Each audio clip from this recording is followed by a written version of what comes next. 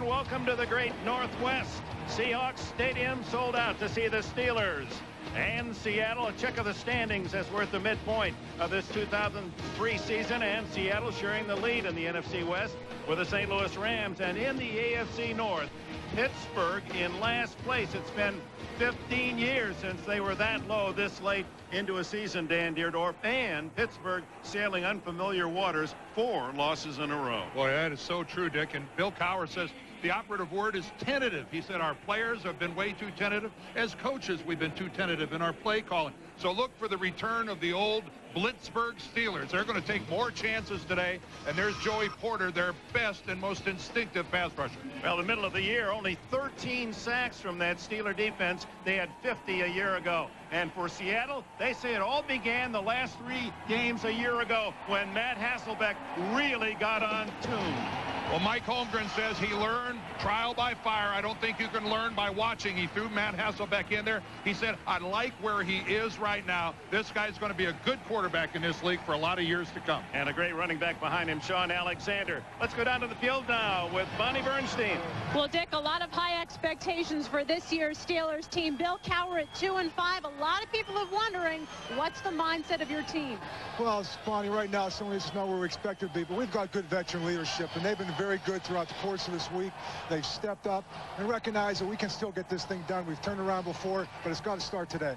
Coach, thank you. Thanks. There is a sense of desperation and frustration is the word we heard from Cowher and his players yesterday, knowing that if they go 2-6, then miracles don't occur that quickly. As you can see, the last meeting won by the Seahawks, and they won 5 of 6 here in Seattle. Maurice Morris and Kerry Carter deep for the Seahawks. His crowd on its feet and sprinkled with several thousand Steeler fans. And the kick on its way. It's Morris and then a reverse, but the Steelers are ready for it. And Alex Bannister is tackled at the 12-yard line. Look at those Pittsburgh fans. Matt Hasselbeck comes on the field, leads the NFL in yards per attempt on third downs. They're tough on third downs. And 3-time Pro Bowler Walter Jones anchors the Hawks line at left tackle. Sean Alexander, he is Seattle's touchdown machine. 7 scores so far this year. So the trick on the opening kickoff does not work for Mike Holmgren's Seahawks. And Hasselbeck throws on first down. Open and complete. It's to Darrell Jackson and a first down against this starting defense for the Pittsburgh Steelers. They have played the 3-4, and Kimo von Oelhoffen up front leads with 4 sacks. All-pro linebacker Joey Porter. His spirited play at linebacker crucial for the Steelers today, and Chad Scott leads a veteran back 4 that will be challenged by Seattle's outstanding receiving core. You saw in that play Jackson for 16 yards.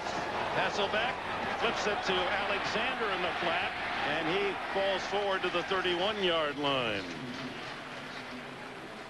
So Kendrell Bell able to come in and make the hit on that first down throw. Mike Holmgren, like Bill Cowher, although it's 5 years now in Seattle, you add the 7 in Green Bay and you get a dozen years for Holmgren and his counterpart across the way, Cowher, also in his 12th season. 2 tight ends, Stevens and Mealy. And they give it to Morris. And he's across the 35 to the 37, about 2.5 yards shy of a first down. Brent Alexander, the general from his safety spot, makes the tackle for the Steelers. Well, Mike Holmgren finally goes to a play on the ground, but let's not kid ourselves. He watched the tape last week of the Rams just shredding the Steelers secondary.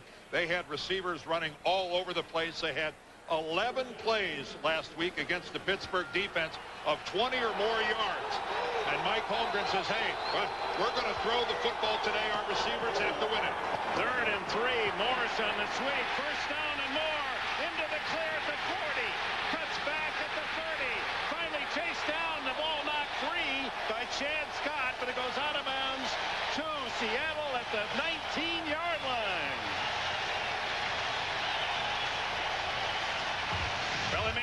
to throw the ball if they keep running like that. Take a look at the old sweep out front. He gets a good kick-out block from Atula Mealy. Walter Jones was out front, and after that, right here, it's just a case of missed tackles by the Pittsburgh Steelers. And Chad Scott had the right idea. It's just that when he tomahawked that ball from underneath, it just goes way out of bounds. 43-yard run by Morris. And it's first down at the 19, and stacked up is Alexander as he tries that left side and meets some powerful resistance. Kendrell Bell. Yes, sir. Third year in the league, Kendrell Bell, the middle linebacker, and Jesus, he's fun to watch play. But this entire group for the Steelers, the strength of their football team, Bell and Ferrier in the middle, Gilden and Porter on the outside, just carrying on what has been a long-standing tradition of excellence at the linebacker position for Pittsburgh. Second and a long 9. Morris shifted out on a wing, and Hasselbeck fires down the middle. Incomplete. A touchdown on his fingertips. Alex Bannister was open. He got behind Deshae Townsend. Well, Alex Bannister is the 4th receiver in the Seahawks passing game, and he won't sleep tonight. A perfect strike from Matt Hasselbeck right on the hands, and that would have been an easy Seattle touchdown. A little... Oh, Matt's thinking right now we're up 7-0. No, we're not. Bannister still has not caught a ball this year, so Holmgren comes out, empty backfield, and goes to Bannister. The give inside to Alexander, and Mike Logan comes up from safety to help wrestle him back, and that'll bring up 4th down. And out comes Josh Brown, the rookie from Nebraska, place kicker for Holmgren, to try to get the Seahawks on the board with a field goal. It'll be about a 35-yard attempt.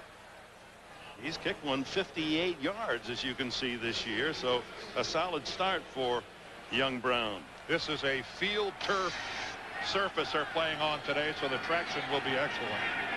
36-yard attempt, and Brown is right down Emerald City. 3-0. Seattle scores on the opening possession.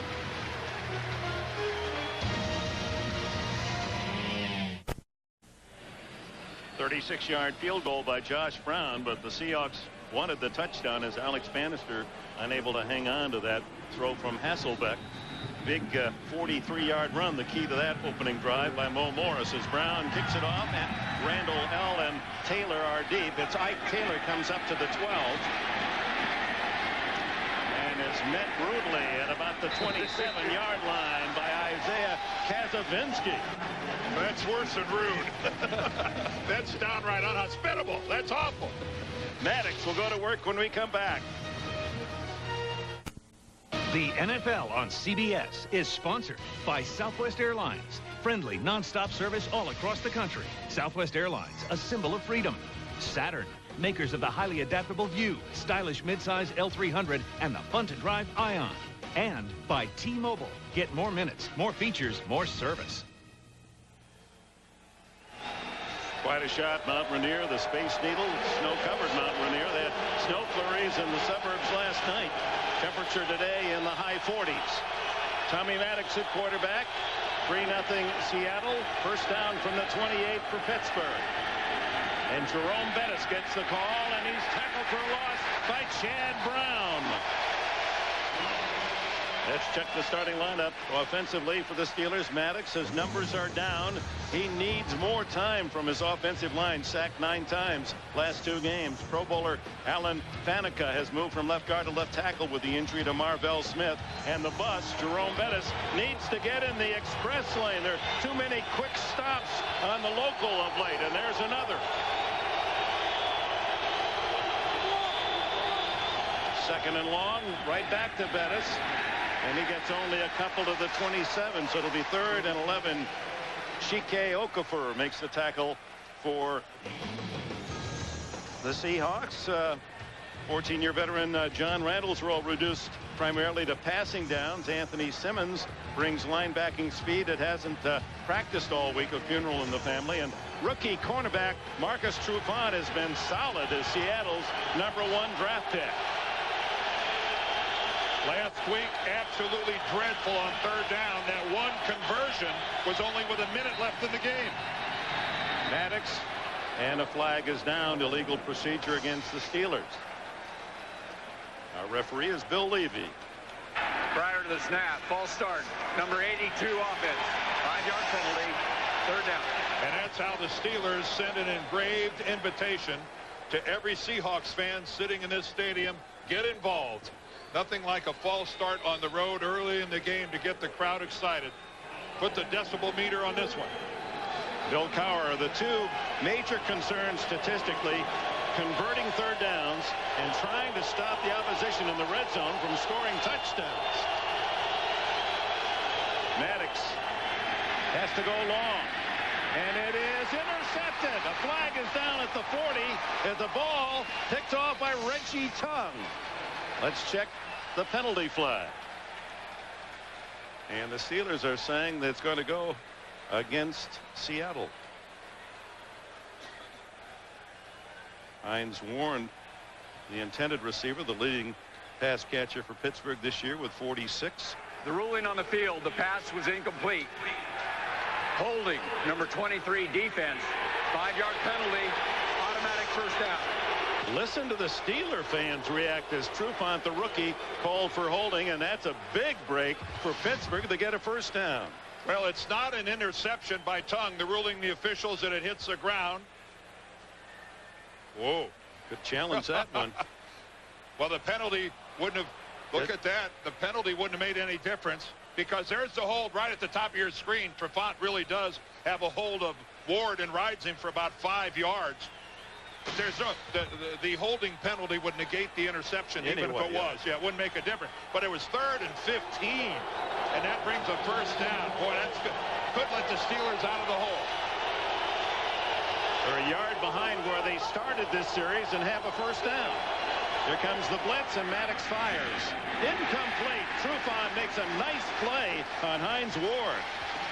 He's a young guy out of Washington State. They really feel is going to be a terrific player. Well, and Mike Holmgren can't say enough about Marcus Trufant and the way he practices. He said, I just love this kid. And, you know, Mike throws compliments around sometimes like manhole covers when it comes to rookies. But he said, he gives no excuses. When he makes a mistake, he said, Coach, I'll just promise I won't make that mistake again. And he's owns up to everything. And he's a yes sir, no sir kind of young man. Amos Zaraway at running back. He gets the call. Squirts out across the 30 to the 33. It'll be 3rd down and 4. Randall Godfrey makes the tackle from his middle backing spot. Well, the Steelers, Amos Zaraway or Jerome Bettis, take your pick. The Steelers are in the unbelievable position of 30th in the National Football League in running the football. Take a look in the last couple of years how their per carry average per year has dropped all the way down to 3.0 and now 3.3 respectively. But 30th in the NFL, the Steelers, that just can't be. But it is. 3rd and a long 2. The throw is complete and dropped. Plexico Burress belted as he tried to bring it down by Damian Robinson. And Seattle forces the punting team on. Well, Plexico Burress at 6'5", a big man, has it, but as he goes to pull it down to his chest, did you see that? The right hand comes up and pokes the football out. Bobby Ingram drifts back inside the 25. And the left-footed kick by Josh Miller. Ingram on the run, bobbles the ball, and it goes out of bounds, still in possession of Seattle. Oh my. Sure-fingered Ingram having trouble fielding that one. Timeout, 8:36 left in the opening quarter. Seattle hangs on to a 3-0 lead. And welcome back. Seattle leading 3-0 as the ball at the 33-yard line on their second possession.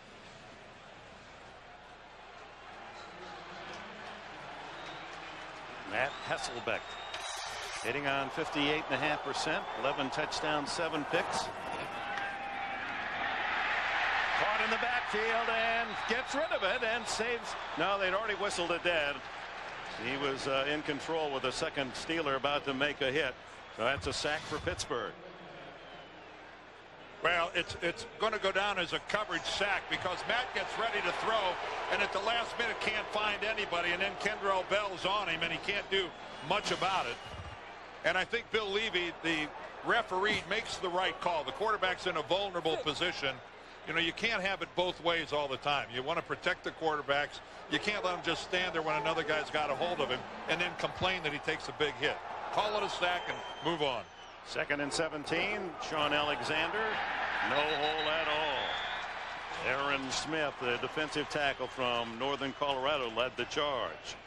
Well, what a night tonight on CBS, folks. After 60 minutes, it's CBS at 75 Live, a 3-hour program that documents the 75 years of CBS television. Don't miss it. CBS 75 Live tonight after 60 minutes. Gotta watch that. That's a must. Some more memories there. For those of us of a certain age, it's really good to see it. 3rd and 16, and Hasselbeck goes on top. And both receiver and defender fall. No penalty flag. Chad Scott and Darrell Jackson. And Scott had about a better beat on the ball than did the receiver Jackson. After about 20 yards, you're right, Chad Scott on the left looks like he's the intended receiver. And that's why he got up complaining. But as you can see, that was totally inadvertent. Their feet just tangled up. Both of them looking and playing the football. And Scott's going, I had that. I was going to intercept that. Veteran Tom Ruin to kick it to Antoine Randall-El. Randall-El, a 84-yard touchdown return against St. Louis last week, but has the fair catch at the 26. A 46-yard punt by Tom Ruin. And a timeout, midpoint, opening quarter. The NFL on CBS is sponsored by GMC. We are professional grade. And by Bud Light, for the great taste that won't fill you up and never let you down. Make it a Bud Light. Welcome back. A reminder, when playing fantasy sports, it's a touchdown decision to use CBS Sportsline. They offer games for every level of play, from beginner to expert. Join a league. Start your own today by clicking on fantasy at cbssportsline.com. Every game from now on is a playoff game. That's the theme of the Steelers, who need to break out of a 4-game losing streak. Jerome Bettis can't break out much. Does clear the 30 to the 32-yard line. As you look at pitfalls in Pittsburgh. Well, the numbers on the right reflect what happens when you're losing. Yards, yards, a lot, everything. Every number goes against you. And, of course, it's the cause and effect. The reason those numbers are so bad is because you're playing poorly enough to lose. And for the Steelers, facing the fact that they lose today, they go 4 games under 500, even in a bad division. That might be too big a hole from which to come out of. Take the reverse to Hines Ward. The throw is wide open to Randall-El, and a first down out at the 47-yard line. Sean Springs covering for Seattle. And a good job by Tommy Maddox on the move. You know, he's not known as a real mobile quarterback. And his being out of the pocket allows Antoine Randall-El a whole lot more time. And you can see he really just completely turns Sean Springs around.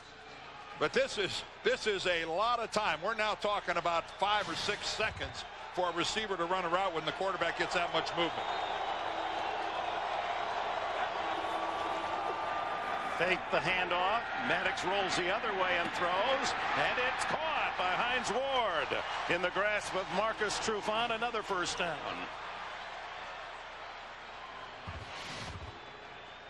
Hines Ward. Remember when this guy first came in the league, he was just a guy who did a little bit of everything, and as a wide receiver, remember, Dick, we used to say, well, he's the best blocking wide receiver in the NFL. Well, you know what? He might still be, but boy, what an excellent receiver he has become. 112 receptions a year ago. And that's 80 straight games with a catch, a Pittsburgh record, and the bus comes to a abrupt start at the 39-yard line. Again, Damian Robinson coming up from his safety spot, the veteran, to make the tackle. Norman Hand, the defensive tackle for the Seahawks, is on his way into the locker room. Norman has a bad big toe and has missed 3 games so far this year. Didn't play last week, and not a good sign as he heads in with his jersey pulled out. And we'll give you an update as soon as we can scratch one up. And that's a big toe on Norman Hand. That's a big toe. Yeah, they stop play as a flag thrown, and illegal procedure the call against the Steelers. False start. Number 66 offense. 5-yard penalty. Second down. That takes it back to the 44 as William Laird Cower, the longest active coach in the same city, his 12th year. Played his college ball at North Carolina State, and for 5 years we knew him basically as one of those special teams guys that go down and sell it out for you.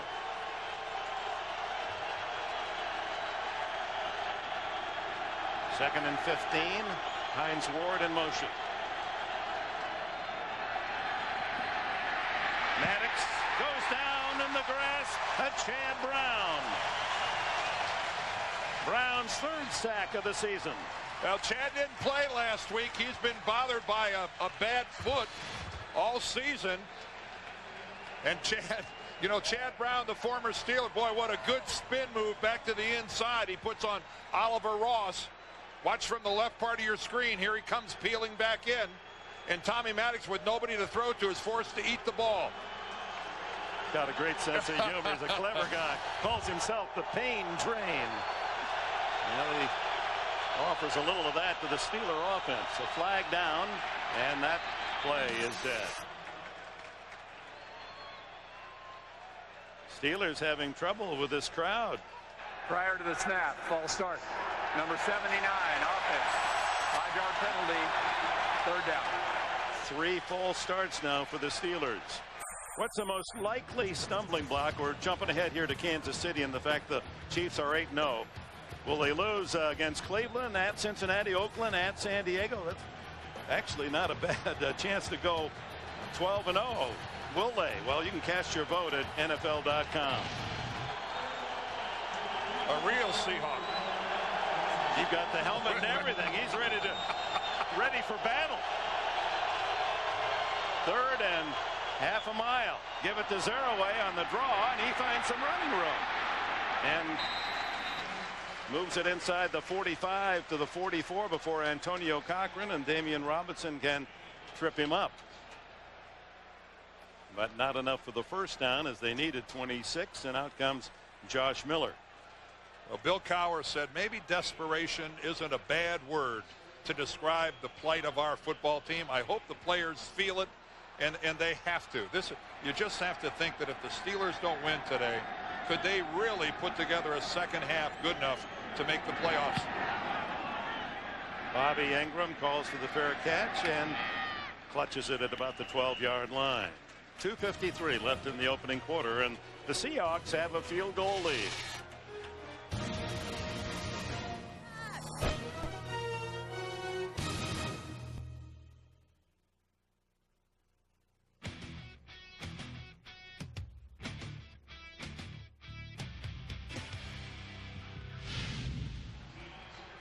Great to be back in the Evergreen State as you look at the skyline of downtown Seattle to the north.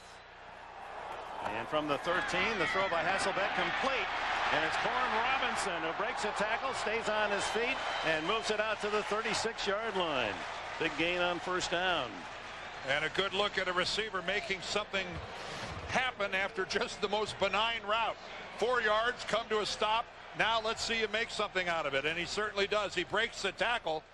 But that was a risky pass. Joey Porter had a play on that ball. And the last 4 games, as you can see, these two haven't made it into the end zone. Boy, would they like to change it today. Play action for Hasselbeck, and the former Boston College star is going to run it himself. Slides at the 40.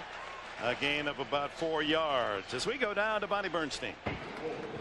Well, Dick, an update on Norman Hand. Not a re-aggravation of that hyperextended toe, a different injury, a biceps injury in the locker room, getting x-rays. And the Seahawks just not able to use that run-stuffing ability they were hoping to get from Hand. And they brought him over in that draft day trade this year from the Saints, Dick.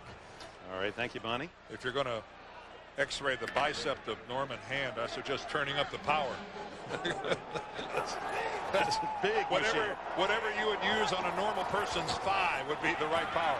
Alexander feeling his way off tackle, and all he could encounter were white jerseyed Steelers and Kendrick Clancy, a defensive tackle down low to make the stop. No gain.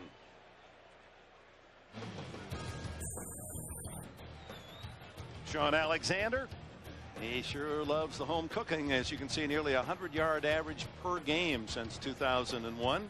On the road, almost half the amount, and 9 touchdowns to 2, home 2 away. On 3rd and 6, Hasselbeck steps up, runs into trouble. Right into the arms of Rodney Bailey. Bailey's first sack of the season.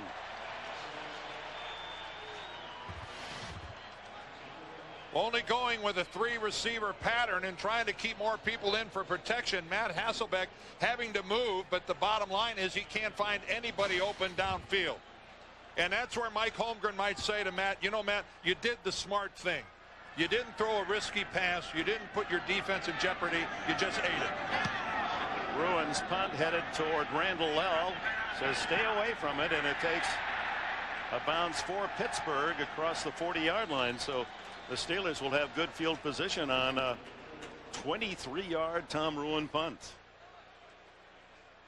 Well, now Thursday on CBS. Last week, castaways who were kicked out came back, shook things up. Now in a Survivor First, a tribal council at the top of the show votes 2 outcasts back into the game.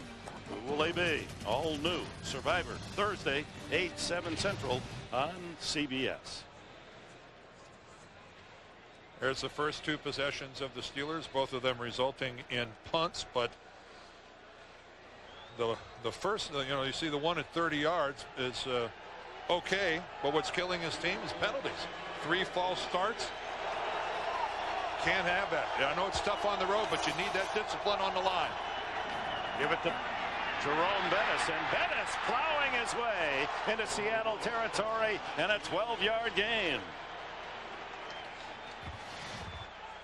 Desperate for a running game. The offensive line has been moved around with Alan Faneca having to go out to left tackle, and they go right behind Faneca over there on the left side.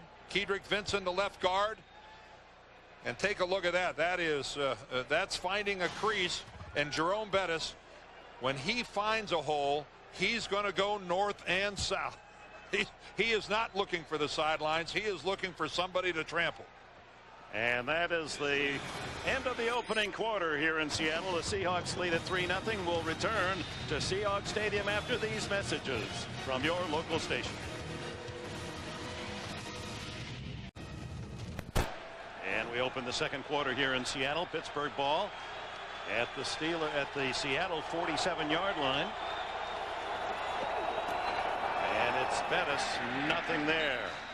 Stacked up by a sea of Hawks, led by Cedric Woodard, number 98. Well, when you're on the road and things haven't been going so well for you, as is the case with the Steelers, when you get to start a drive in the opponent's territory, you must capitalize on it. You don't get this many good looks starting with the ball on the other side of the 50-yard line. This is a big, big drive for the Steelers, even though we're early in this game. Maddox to the far sideline to Burris. Is he inbounds? Yes. And it's a first down at the 33-yard line. Plexico Burris, the rangy wide receiver from Michigan State. Well, he needed every bit of his 6 feet 5 inches right here. Working against Sean Springs on the far sidelines, and look, and Springs loses his footing, but Plex, he does a nice job of reaching out. And that is where you wonder if a guy 5'11" would have made that catch. I don't think so. 14-yard first down. Inside the handoff to Dan Kreider. He gets 1 or 2, maybe if he's fortunate, 2 in a game. That's only his 5th carry of the entire season, and Antonio Cochran makes the tackle. Kreider, the blocking back, played his football at New Hampshire. Funny about this running game of Pittsburgh, with it being out of kilter, with them being ranked 30th. Even talking to Hines Ward, he said, I know this sounds strange for a wide receiver to say, but we have to run the football. It really opens up our passing game, and as receivers, we're getting smothered without being able to run. On 2nd and 5, it's Bettis. Boom, as he hit by Randall Godfrey, the middle linebacker, shooting the gap and met Bettis head on. Randall Godfrey's been bothered by a sore neck. Now I know how he got it. Just like that. What a stick by a middle linebacker on a huge man. Godfrey's 245 and Bettis is listed as 250. Well, I'd say his neck is better now if he's able to hit a guy like Jerome Bettis like that and keep on going. So a loss of 3 yards in the play brings up 3rd and 7. And there's another false start. Faneca at the left tackle. Yeah, I know that it doesn't seem like the tackle position is that far away from the quarterback. But in a hostile crowd like this with the noise level, it is hard to hear at the tackle position. False start. Number 66 offense. 5-yard penalty. 3rd down. Chad Brown getting into it with Tommy Maddox. Now, when he false starts, the whistle blows, and Maddox knows the play is over, and Chad Brown gets in there, and you know what? Oliver Ross is doing exactly the right thing. You don't let a guy from another team start pushing your quarterback around. As an offensive lineman, you come to his aid. Out of the shotgun first time on 3rd and 13, and Maddox dumps it off incomplete. Closest was Jeremy Tooman, the tight end. And Cheeky Okafor, what a move he put on Alan Faneca, the left guard, having to play left tackle. Wow, did he put a move on him. And from the left of your screen, 56, there he comes in there, and he's putting the heat on Tommy Maddox. If they tried a field goal to be 51, that 5-yard false start took them out of a possible long field goal chance. So Josh Miller is going to punt it to Bobby Ingram. Flag down. Ingram, fair catch at the 13-yard line, and John Randall may have been offside. We'll check it.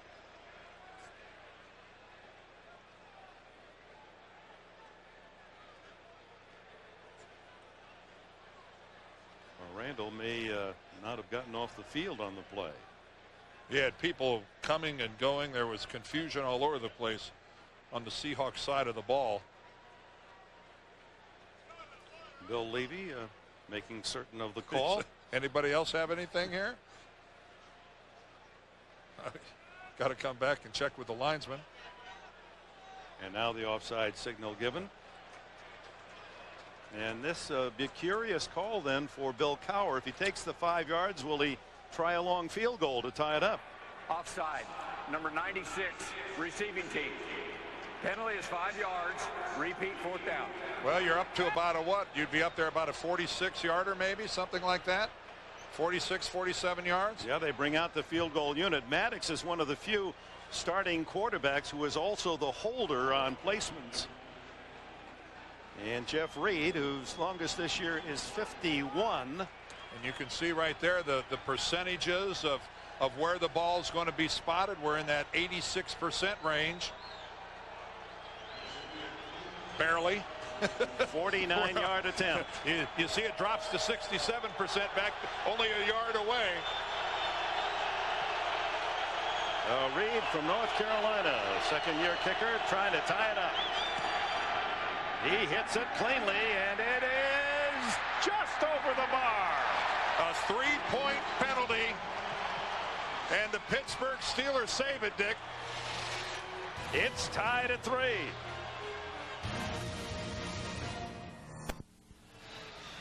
Welcome back early now in the second quarter. The game tied, and there's no question 49-yard field goal by Jeff Reed. It would not have been good from 54, so the 5-yard penalty for offside sets up a game-tying field goal. Morris and Carter are back, and it's Morris who comes up to the 6. Maurice hit hard at the 23-yard line. The rookie Troy Polamalu from Southern California, the #1 pick of the Steelers, and he's been pleasing Bill Cowher.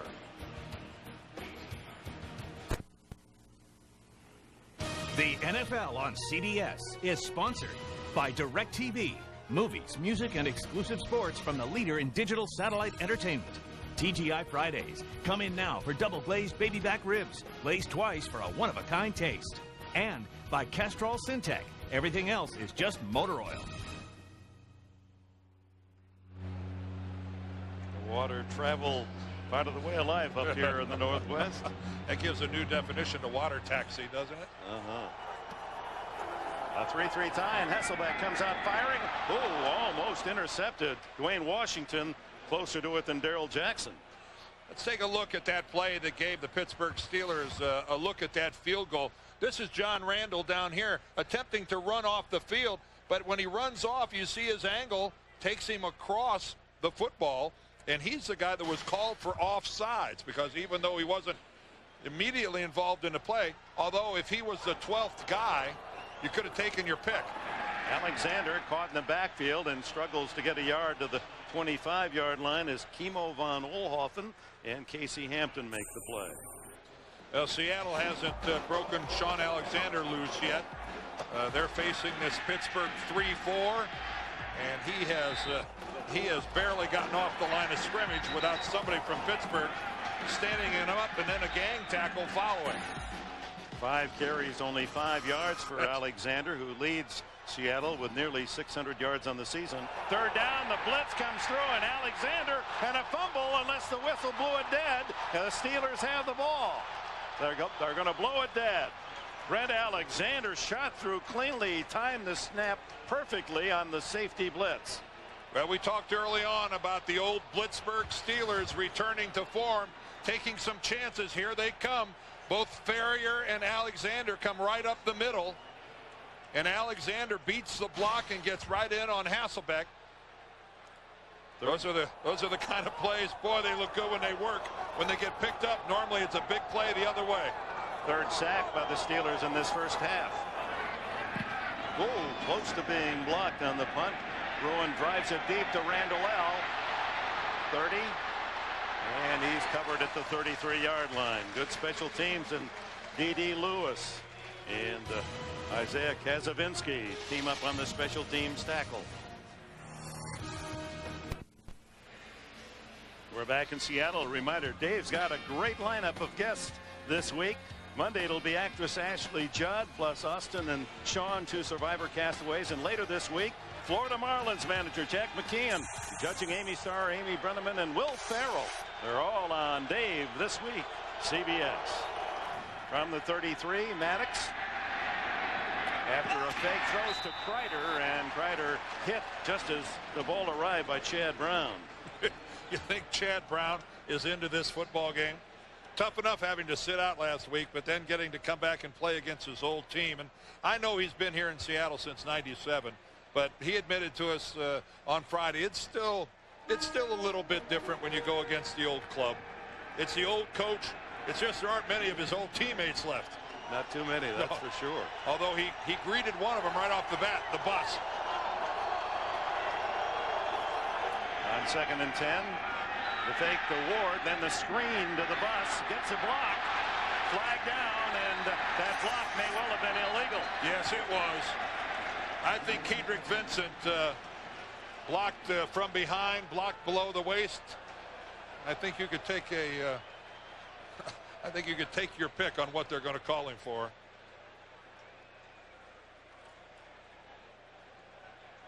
Vincent part of that reworked offensive line. 2 penalties against the Steelers. The clip, of course, will be the one that Seahawks accept. Well, Alan Faneca, a Pro Bowler at guard, moving out to tackle with the injury to Smith, and then Vincent coming in to play guard. There were 2 fouls on the offense. Ineligible downfield, number 68. That penalty is declined. Personal foul, clipping, number 68. That penalty is accepted. 15 yards, 2nd down. There's the double whammy. There's the block right there from behind on Kedrick Vincent. And this happening clear on the other side of the field. Hines Ward being treated rudely by Chad Brown. That couldn't have been any farther away from the play. Kedrick Vincent, shake it off. That's not much you can do about it now. He's in there because he's at left guard because Fanika's at left tackle. They're trying to solidify this line, and here's where it gets tough. Listen to the crowd.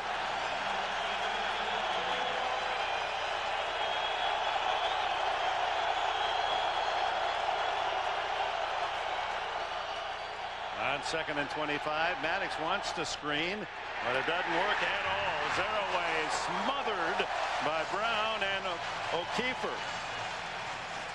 Chad Brown better be careful. I know he's excited, but he's, as Ben Greif used to say, giving him the business as he's getting up after making a tackle. Here's Chad Brown. Now he's going to finish off Zeraway, but as he gets up, he gives him a little extra shove back down into the ground, and boy, you'd hate to see a good play ruined by a late flag coming in for unnecessary roughness. 3rd and 25 from deep in their own end.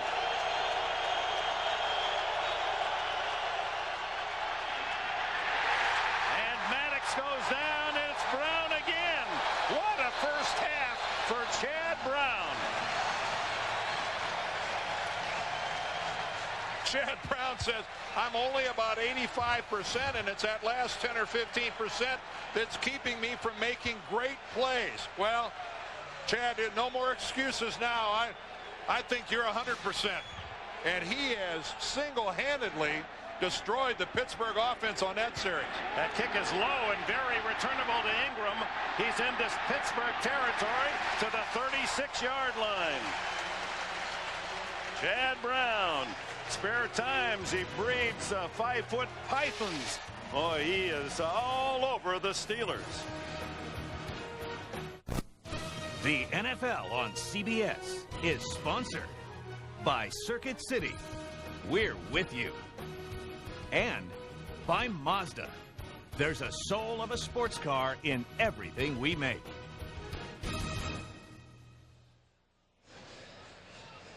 Wednesday night on CBS, don't miss superstars Shania Twain, Jimmy Buffett, Alan Jackson, and all your favorites on the Country Music Association Awards. Live Wednesday, 8, 7 Central on CBS. How about that? That redefines an ugly 3 and out. 3 plays minus 23 yards. Spectacular defensive stand by the Seahawks. Alexander able to work his way for a couple of yards before Casey Hampton can track him down. And Seattle losing last week at Cincinnati, but nevertheless 5-2 and flying well. They're looking for 6-2 with a victory today, and when they start at 5-2, they most of the times find their way to the playoffs.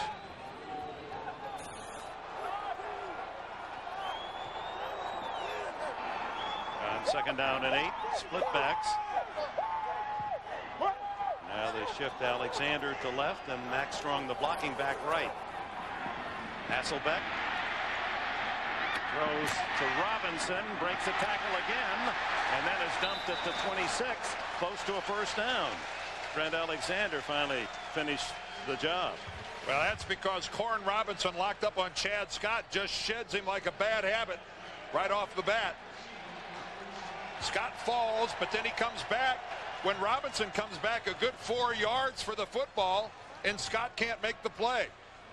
Corn Robinson at 6'1" and a little over 200 pounds plays bigger than that. A very powerful man. And that second effort got the first down at the 26. Hasselbeck down the seam. Incomplete. Another touchdown drop. Darrell Jackson. Earlier it was Alex Bannister. 2 sure touchdowns. Well thrown by Hasselbeck. Both dropped by the Seahawks. And the crowd really reacts because Darrell Jackson had 3 drop passes last week in their loss. And this, again. He was celebrating before he pulled it in. He was thinking about what it's going to be like in the end zone. Did it bounce off his face mask? It almost looked like it dribbled off his face mask. That is just inexcusable. Took his eye off the ball. Hasselbeck with a screen to the left. Ingram, and he is wrapped up on an ankle tackle. Dwayne Washington. What do you have for us, B Squared? Well, Dick, Mike Holmgren absolutely incensed right now because what did he call his receivers and tight ends in for a special meeting this week? Dropped balls. The Seahawks have 9 drop balls this season. Corn Robinson had 3 last week. He got on them so bad, he said, I went off on them because I know how talented this receiver core is. They had such a great ending to the season last year, and I want them to continue it this year. All it is a matter of concentration. Jackson trying to make amends as they spread their formation here on 3rd down and 11. Pump fake. Hasselbeck over the middle. Deflected, incomplete. Intended for Jeremy Stevens, the second tight end. Well, it's a 3-3 ball game, but Matt Hasselbeck has to. This is where patience becomes a real virtue for a quarterback, because he should have thrown 2 touchdown passes by now. 1 to Jackson, 1 to Bannister. Both dropped.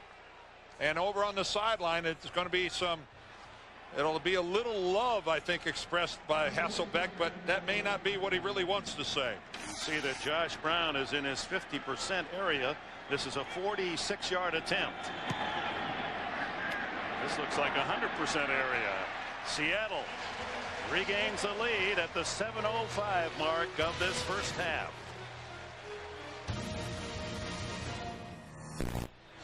Both of Seattle's field goals coming after a receiver dropped what appeared to be a sure touchdown pass. 6-3 Seahawks this week on NFL.com. The NFL's Vic Carucci will hand out his midseason awards. See who he says is making a difference this year.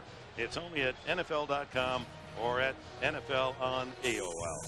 How many times, Dick, have we heard coaches lament in the post-game press conference? What really killed us was early on we settled for field goals when we should have had touchdowns. You don't get that many good, solid scoring opportunities in this league, and Mike Holmgren right now is, I'm sure, wishing he hadn't had as much coffee this morning, because I think his stomach acid level right now is probably at an all-time high.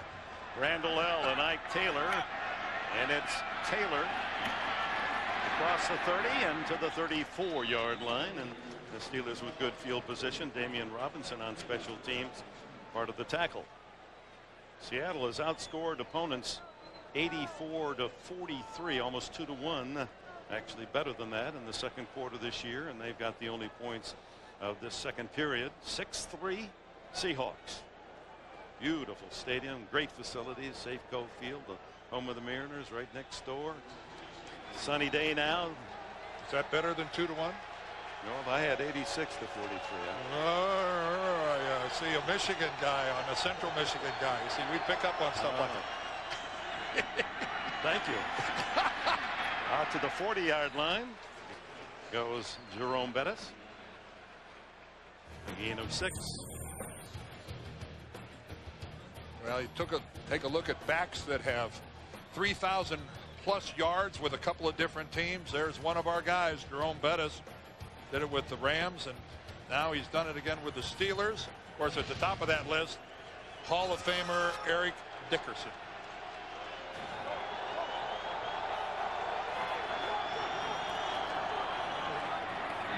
And Bettis on 2nd and 4 gets to the line of scrimmage, and that's where Chad Brown spearheads the charge. The play's been blown dead. And they get Bettis running off tackle or wide. The results don't seem to be quite the same as they were 2-3 years ago. Straight ahead, a different matter. See them working on Chidi Uoma, defensive back. 3rd down, long 3. 0 for 4 on 3rd downs. It's Zeraway. And they're 0 for 5. They were 1 for 10 last week. So 1 for the last 15 3rd down conversions for Bill Cowher. It's going to be close, but you're right, Dick. He didn't get there. It looked like there was a crack initially, but it was a really solid hit that drove Zaire way backwards. It looked like he was going to have enough momentum to fall across the first down marker, but boy, good solid stick. Reggie Tung from a safety spot with that tackle. Ingram back. Josh Miller's punt will die at about the 26-yard line. 31 yards on the punt. Monday night's great night of television. CBS. Yes Dear still standing. The Emmy award-winning Everybody Loves Raymond. The new hit comedy 2.5 Men. Followed by Monday's #1 drama, CSI Miami, plus an all-new Late Show with David Letterman. Monday, CBS, America's most watched network. He's looking ahead to Monday as we speak. Well, Halloween was on Friday. It looked like he got his dates mixed up. Either that or a bad shower system. Hasselbeck throws underneath to Itula Mealy, the tight end, who had a couple of touchdown grabs last week against Cincinnati. Well, we've had some Seattle mistakes so far in this game. There's the first one by Alex Bannister, a sure touchdown. There goes the second one by Darrell Jackson. And Matt Hasselbeck has to be frustrated. And as a quarterback, you got to be careful on how you show it. But nobody could blame Matt for being boiling over a little bit. Two sure deals. Second and short. Alexander runs into the pile and then able to circumvent all those tacklers and may have picked up the first down before James Ferrier and Jason Gilden can collaborate on the tackle. Dick, you said he ran into the pile, but then did you see what happened to the pile? The pile got moved by that offensive line of Sean Alexander's.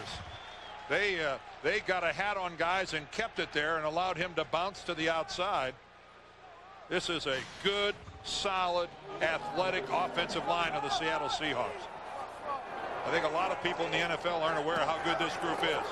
Fake to Alexander and Hasselbeck deep down the middle and too tall for Jeremy Stevens, and that has to be tall. He's 6 feet 7 inches and played his college ball just across the way at the University of Washington. We're waiting for him to blossom as a top star at that tight end position, but thus far this year only one catch. Well, when you consider he was their #1 draft choice last year, you expect big things from #1 draft choices. Two tight ends, Mealy and Stevens. Steelers showing blitz. Hasselbeck throws complete to Stevens. His second catch, and it's a first down at the Pittsburgh 47.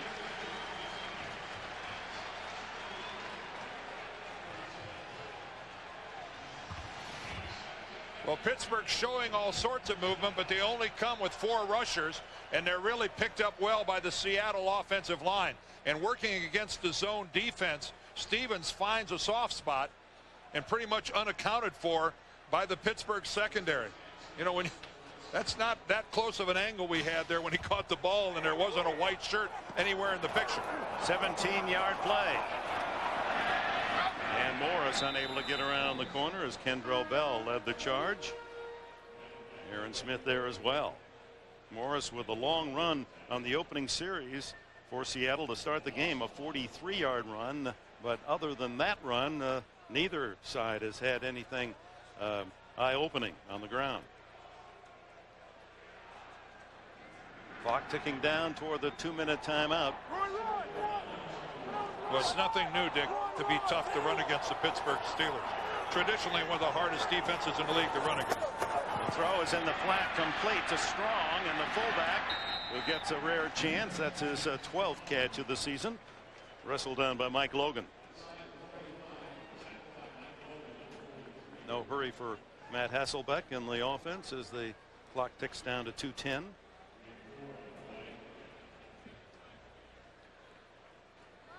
And they'll not try to run a play. So 2-minute warning here in Seattle with the Seahawks in front of the Steelers, 6-3. Seattle with the ball in the 6-3 lead with 2 minutes to go, and that scoreboard, if you're a Seahawk fan, should say 14-3. Yes, and right now, though, with 2 minutes left, they've got all 3 timeouts. But the question is, Matt Hasselbeck has to tell his guys in the huddle, I'm going to find one of you guys open. Am I asking too much if you catch it? You got to feel that they're going to be open in the Pittsburgh secondary. It's up to the receivers of the Seahawks now to grab the doggone thing. 3rd down and 7 play from the 43 of Pittsburgh. And the pressure, and Hasselbeck eludes it and saves the sack as he throws the pass. And now a very late flag thrown in the secondary. Bobby Ingram, the 3rd down specialist for the Seahawks, was closest to the ball, and James Ferrier was the man who hit Hasselbeck as he was trying to unload. Oh my. Pittsburgh on the other side of the field. Illegal contact foul. Number 30 defense. 5-yard penalty. Automatic first down. Chad Scott, who was big. not even close to the play. Way over on the far sidelines as the play was headed the other way, and illegal contact. Chad Scott lined up on Corin Robinson. He rode him longer than 5 yards. He hit him in the face. And keep in mind, when that infraction happens, there's an official on the sideline only about 3 or 4 yards away. So the automatic first down when it would have brought up 4th down in a punting situation for Seattle. Hasselbeck hit from behind by Logan. He can't bring him down, and finally the tackle secured by Jason Gilden. That'll be his 2nd sack of the season and the 4th Pittsburgh sack today. So Blitzburg has arrived in Seattle.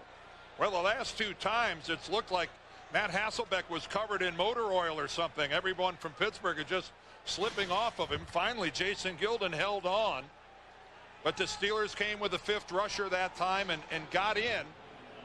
And again, this is the times where they felt that they've been too passive. Let's have some aggressive defensive play calling. 2nd and 13, only a 4-man rush, and the batting down was Gilden. Jason Gilden back-to-back plays. Now this, as you look at Matt Hasselbeck, is where he has really shined throughout the tail end of last year and this year. The final 2 minutes of a half. Jason Gilden never left the line of scrimmage, but alertly got up in the air. Hasselbeck had a couple passes batted at the line of scrimmage last week in that loss to Cincinnati that resulted in interceptions. Very frustrated by that, but as a quarterback, there's not much you can do about that. It's just bad luck and a good defensive play. 3rd and long. Hasselbeck fires. Incomplete through the hands of Darrell Jackson, and many feel he should have caught that one. Fans letting him hear it. Well, Darrell Jackson is really under the microscope here in Seattle. It's a contract year for him, and that ball was right there once again. That ball right on his hands, and not a real good outing so far for Darrell Jackson and this Seattle receiving corps. One of those drops, a potential touchdown. Ruins punt to Randall L. Let it go.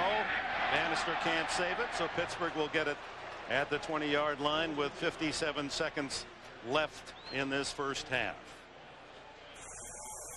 And that is the first touchback of the season for Tom Ruin. Halftime report, Nextel's halftime report, coming up with the gang in New York. Jim Nantz, and a lot of scores. Big game in New York today as the Giants and Jets fought for the city prize, and the Giants prevailed in overtime. Upset down in Tampa Bay and more. So stay tuned for the Nextel halftime report. That's a lonely place. When you drop passes like that, you start to question yourself. You start a whole lot of negative thoughts start bouncing around inside that head of yours until you catch one and make a good play. Doubts are tough to get rid of. Maddox now with 57 seconds and all 3 timeouts, and he gives it to Zaraway, and famous Amos out to the 30-yard line. Pittsburgh, prior to that play, 45 yards rushing, 31 yards passing, 40 yards in penalties in this first half. And there is one of the 3 timeouts used by Maddox and the Steelers.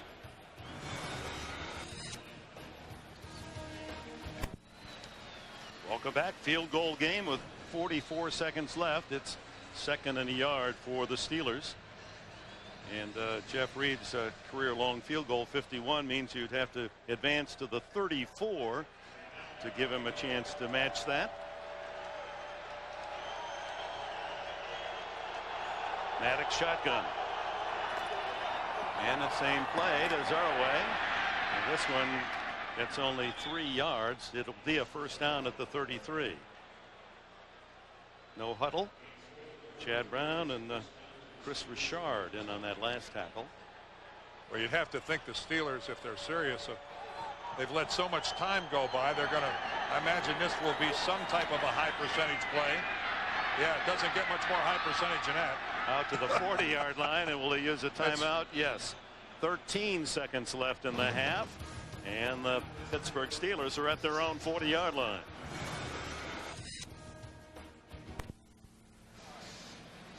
They'll stay with us at halftime. We'll have all the scores and highlights for you on the Nextel halftime report. Jim, Dan, Dion, Boomer with the scores and all the top plays for you on the Nextel halftime report. Chike O'Keefer was the man shaken on the play, but appears to be okay as he leaves the field. And Bill Cowher not exactly showing a lot of confidence in his passing game here with under a minute left in the first half, going with 2 runs to Zarway and then his quarterback taking off with the football. With 13 seconds, though, I would assume that he'll try to air this out, either get a miracle catch or maybe a defensive penalty. A little confusion on the alignment as Randall L now shifts to the left, so 3 wide left. Maddox down the middle, intercepted, and that's dropped as the rookie Ken Hamlin had a chance for his second interception of the season. Plexico Burress was the target. Man, I wonder what it looks like during a Seattle practice. Now, you know defensive backs aren't great pass catchers. The old adage, if they were that good, they'd be playing offense. But this has been a very frustrating half for Seattle when it comes to catching the football. Gotta wonder how does a guy drop that thing? And Maddox now hands off. No chance of this one being intercepted as a flag goes down. Zarway makes it to midfield, and we'll check to see if this penalty will elongate the half. It's against Pittsburgh, so that's the end of the half. Holding, number 68, offense, 10-yard penalty, 3rd down. Now they'll have to play it since it's against the Steelers with 1 second left. It didn't click off that final second. And Bill Cowher, in light of the couple touchdowns dropped, 6-3 may be where he wants to take his team at halftime. And of course, at halftime this year, not a good sign.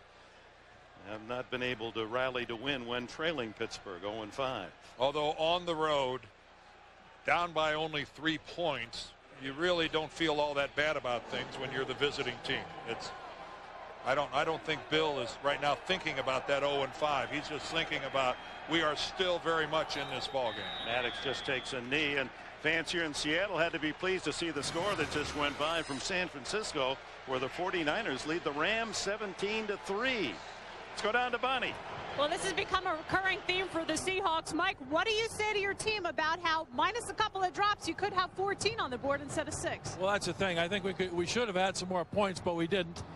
And we can play better than we played in the first half. So I just got to make sure, keep them together, and we come out in the second half and play better than we played in the first half. We had a chance to make plays. We just didn't. Coach, thank you. Thank you. And thank you, Bonnie. That's the end of the first half. Seahawks 6, Steelers 3. We'll be back with the Nextel halftime report after this message and a word from your local station. You're watching the NFL on CBS.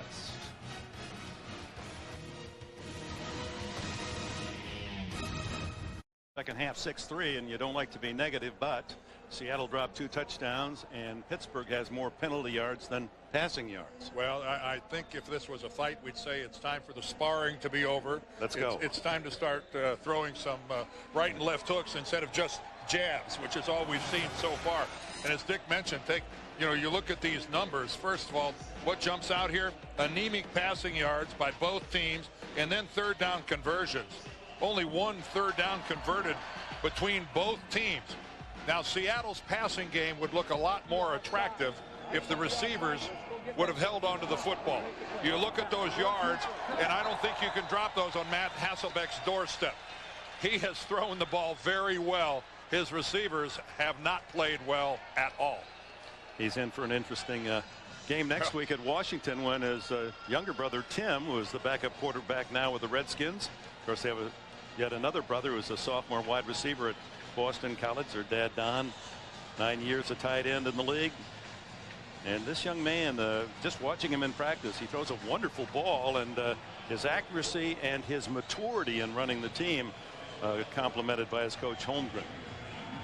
Pittsburgh gets it first. Taylor and Randall L. back. Randall L. behind the wedge at the 20. And the surge of the special teams, and again led by Isaiah Kazavinsky from Harvard. Well, offensive leaders for Pittsburgh, that might be an oxymoron. There aren't any. 4-9. Amos Zaraway has 35 yards on the ground, which really is a 7-yard per carry average, and when your leading receiver has 1 catch. Look at that. Not even 2 yards per play. Yuck.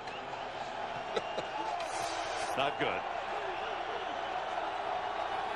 They start with Bettis at the tailback, and he gets a call off tackle and is able to get around the corner to the 35-yard line and a gain of 8. Let's go to Bonnie. Well, Dick, the Steelers have only converted, coming into this game, 32% of their third downs, and that continues to be a problem. Bill Cowher told me we continue to get ourselves in third and long situations that are just about impossible to get ourselves out of. I asked him, do you stay committed to the running game? The Steelers have only had 63 yards rushing the first half. He said, we're sticking with it. We need to have balance. Well, he's true to form, Bonnie. He comes out running on first down, gets 8. And then the inside handoff, and not much there for Hines Ward, who stayed in the backfield.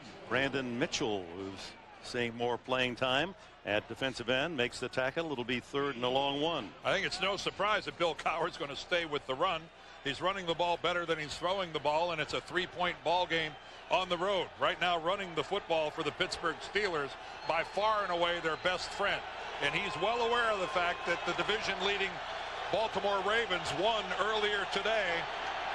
A loss today by Pittsburgh. Boy, you got to wonder if they'd be able to overcome that, Dick.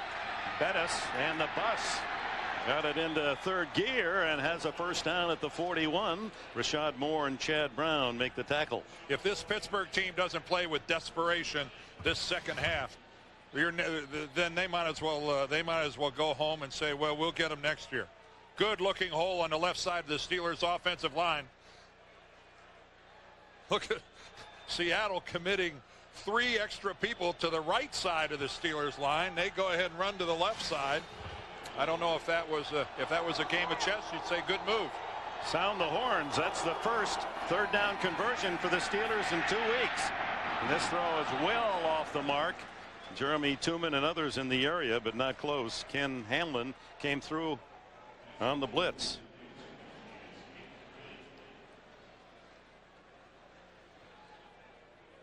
Actually, they did have 1 for 10 last week against the Rams, so they've got their first one today, 3rd down conversion. The bad news is that one they converted last week that came at 4 o'clock. It was a 1 o'clock game. Yeah. that's bad news. Really too little too late. The give is to Ward, 1 man to beat on the corner, and Trufant slows him down and ruins the play for Pittsburgh. They get only a couple of yards. Damian Robinson makes the tackle.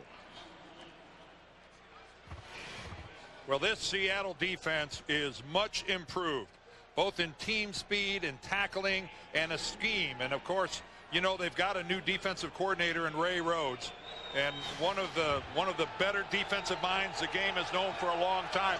And there's Ray right there. And with the addition of some draft choices like Hamlin and Trufant, this is a really much improved unit. 3rd and 8, so another 3rd down and long. Maddox throws incomplete, intended for Zaraway out of the backfield, and broken up by Anthony Simmons. Simmons, who was in North Carolina all week, the death of his grandmother, and did not practice. And Zaraway wanted the flag. He thought there was interference on the play. You see Simmons reverses field, and absolutely nothing but a spectacular play by Anthony Simmons as he gets the left hand in front. No way was that interference. That was excellent football. Ingram back at his 15. Josh Miller blocked. Coming through cleanly was D.D. Lewis, and Seattle has the ball at the 27.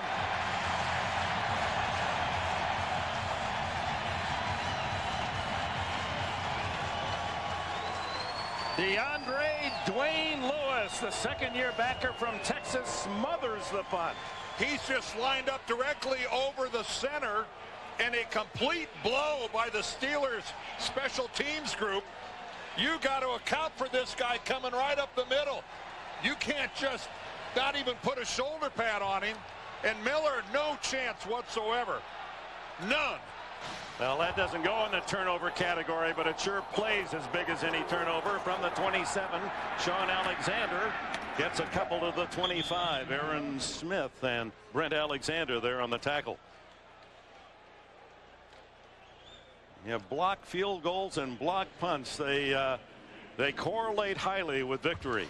Take a look at it. Here he is lined up right here, and watch him come right up in the gap between the center and the left guard and untouched. You start your protection on a punt in the middle and you work your way out. If there's pressure, it must come from the corners, not up the middle. On 2nd and 8, Hasselbeck to throw. Incomplete. That one through the hands of Mealy. He was well defended by Kendrell Bell. How good a football player has Kendrell Bell become? We saw this guy explode onto the scene 2 years ago as a rookie, and I can't recall a rookie linebacker that played as well as he did when he came in. Well, look at him. Look at it. Never loses sight. Now his coverage, he was a step or two behind, and Mealy should have caught the football. But Kendrell Bell has still become a special football player. Chalk that one up, by the way, to another drop pass for a Seahawk receiver. 3rd down and the screen, and an open is strong with blockers. He's down to the 15 and a first down. Mike Logan made the tackle. Good call against that defense. Max Strong is one of those guys, a lot of casual fans might not be aware of the fact this guy's been in the league for 11 years.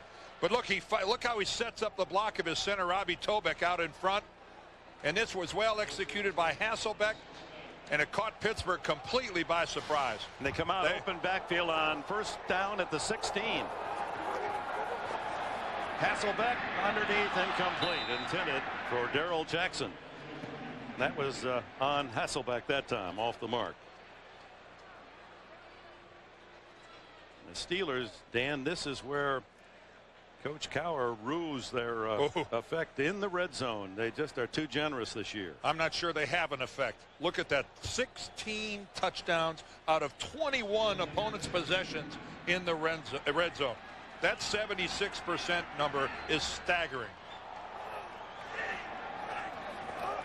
On 2nd down, Hasselbeck over the middle, incomplete, intended for Jackson again, but good defense from Chad Scott. Now this time Chad Scott, who's got man coverage on Jackson, not surprised at all by this move. He's ready for the inside move to the post by Jackson, and he is all over it. Now here's the 3rd down for Seattle, and they're second best coming into the league. Second best on converting 3rd downs, 48%, second only to New Orleans, but only 2 for 8 today. This play was late coming in. They got to get moving.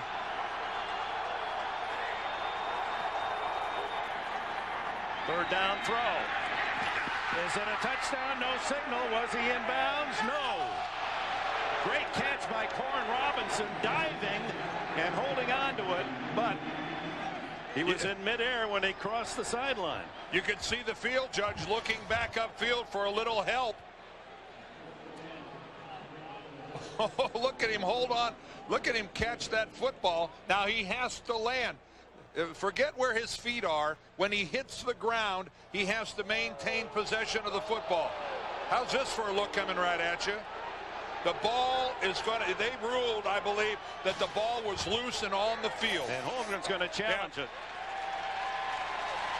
And I think it's a smart challenge by Mike, but I'm not sure he's going to win it, Dick. Because I think they're going to say that regardless of where his feet were, that when he hit the ground, the ball came loose under his body. Challenging the ruling on the field that the pass was incomplete. So we'll check on that coach's challenge and see if it will be turned in Holmgren's favor when we come back. Well, Corn Robinson does a superb job of laying out for the football. But in my mind, when he goes down and his elbows hit the ground, the ball right there is loose. And in the modern age of the NFL, and right here, this is really going to, I think, give us a definitive look. The football seems to be loose. His elbows hit, see right there? And the ball is between Robinson and the ground without his hands on. I think that's an incomplete pass. You've got to hit the ground and hold on to it. After reviewing the play, the receiver got his right foot in, but never got his left foot in bounds before the catch. Incomplete pass. Seattle is charged their first timeout. So that left knee hit before the left foot is a ruling by Levy. But he didn't have to. You can rule it both ways. He didn't have possession of the football. Watch the left foot. See, the knee hits before the foot gets down. He did. Tough call either way. Either way. I mean, Bill Levy chose to rule it an incomplete pass by the feet. You could rule it an incomplete pass the other way as well. Josh Brown from 34 yards. And he's 3 for 3, and it continues to be all field goals. Seattle 9, Pittsburgh 3.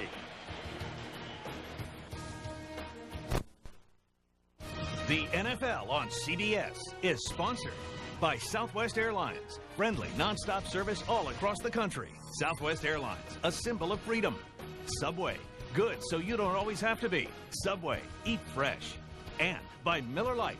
Grab yourself a great tasting low carb Miller Lite.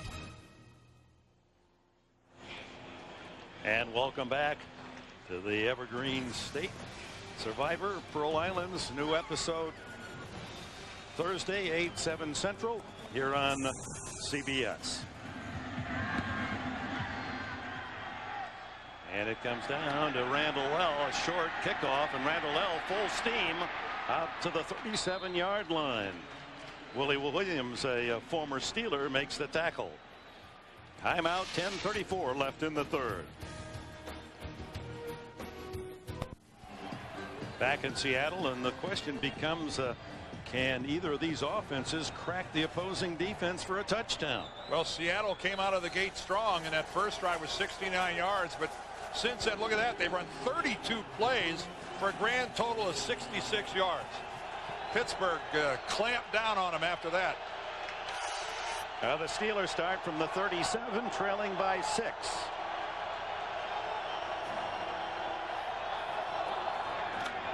Ward in motion, and on the double reverse, he gets the handoff from Bettis and picks up a first down. And that has become, for so many teams around the National Football League, a popular play. Using the reverse, double reverse, faking it, throwing off it, and Ward with a smile and a first down. Tommy Maddox is going to get out front and lead this. Dick, the reason Hines Ward was laughing is because he's going to run over Damian Robinson, number 22, right there. Well, Hines Ward, one of the most physical wide receivers in the league, and this guy loves contact. Hard to believe he was a quarterback at college. Bettis just stopped cold and then can't kick it into gear as Anthony Simmons and company there for the tackle. You know, I look back at Hines Ward and I think to myself, that guy is a wide receiver. And right now, the most memorable part of that catch and run was at the end when he got to lower the shoulder and knock a guy on his keister. Now how many wide receivers think that's the best part of a catch and run? No, he is a different cat. A lot of wide receivers today are going for cover. They're just sliding into the ground, avoiding contact. And they take the reverse and then throw to Randall L., and that screen didn't work at all. Ken Lucas in to make the play.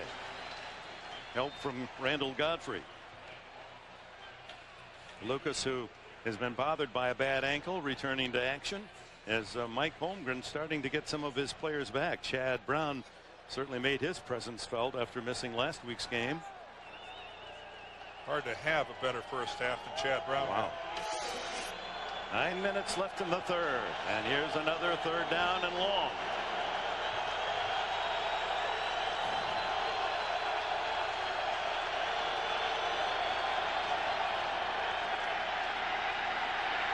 Brooks dumps it off to Zaraway, and he's able to dodge and duck and pick up a first down at the Seattle 39. Lucas and Simmons finally got to him. Well, another notable third down conversion by the Steelers. Again, something that happens with amazing infrequency with these guys. And we have seen nothing but field goals in this game. If we see a touchdown here, we're going to have it's going to seem like an explosion. This time Oliver Ross does a really good job of shutting down Chad Brown. On the run, Maddox making the completion. And back to Bettis. And he's able to rumble for a pickup of about 6 on first down. Simmons down low for the tackle. Now there's a familiar looking Pittsburgh play. Jerome Bettis off tackle, shoulder pads low, good body lean, pounding in there, and gives them a really attractive second and 4. Very proud guy, Bettis. 8 times in his 10 years rushing for 1,000 yards. Off season last year, injuries plaguing him the last couple of seasons. 2nd and 4, same play it would appear, and it works for a first down. Wasn't he 6th on the all-time rushing list? Something like that. He's up there somewhere. How high is he? He's number 10 now. He's 10. just behind Thurman Thomas, who's number 9. And again, I think this is the exact same play they ran on first down. Got the pulling guard, Kendall Simmons, out in front. Good blocks at the point of attack. Jeremy Tooman, the tight end, got a good block.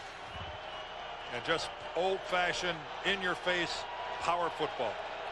From the 28. Bettis tries the middle. And he moves the pile to the 25-yard line.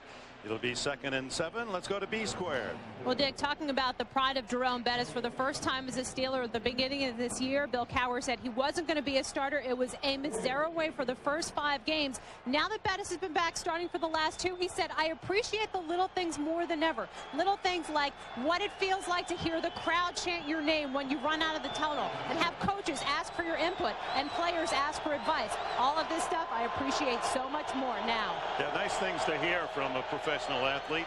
5 times a Pro Bowler. He's had his days in the sun, trying to help his team break this 4-game losing streak. Cedric Woodard down low to make the tackle on Bettis, who started Notre Dame. Well, we haven't seen anything like this out of the Steelers in a while. Mike Mularkey just going time after time to Bettis. He's coming out of the game now on 3rd and 4, 3rd and 3. But it's been a while since Bettis has had this kind of a workload. 107 yards rushing for Pittsburgh today, only 45 passing. Shotgun 3rd and 3. Looking for Ward. There he is. First down as the hit from Marcus Trufant, but not until the Steelers and the fans that have come from the Steel City see another first down. Hey, and how refreshing to watch a receiver run a short pattern that is actually long enough to pick up the first down. Kudos to Hines Ward for not running a 2-yard pattern on 3rd and 3. He actually ran a 4-yard pattern. This is what an unusual concept. This is a carryover. This is starting to accumulate. You're really bothered by those misses on 3rd down. I think a lot of receivers in this league have lost sight of the first down marker. This is where the Seahawks are tough in the red zone, as you saw that graphic. And on first down, Bettis able to work his way for maybe 2. Damian Robinson and others on the tackle. Only 8 touchdowns and 23 opportunities for the opponents of the Seahawks in the red zone. Dick, let's not kid. How many people come up to you and they just say, I don't get it. How many times you got 3rd and 7 and they complete a pass for 5 yards, and it's 3rd and 8 and they complete a pass for 7 yards. It does gnaw. Yes, it does. It's like the prevent defense. It gets under people's skin.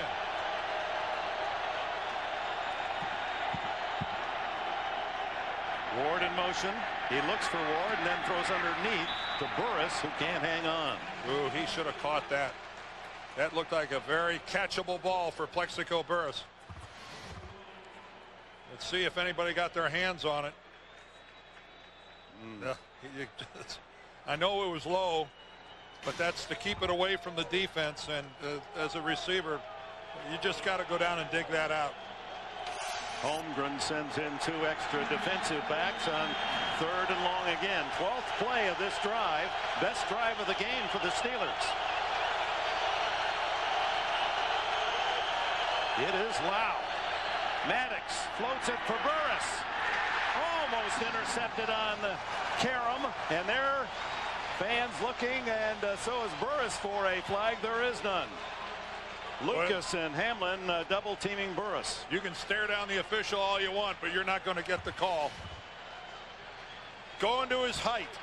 Burris at 6'5". Tommy Maddox just going to float it up there. He's got the one-on-one matchup. And he's complaining he was hit, but he wasn't hit until the ball. Ken Lucas went up, hit the football, and then hit Plexico Burris. 33-yard attempt by Reed.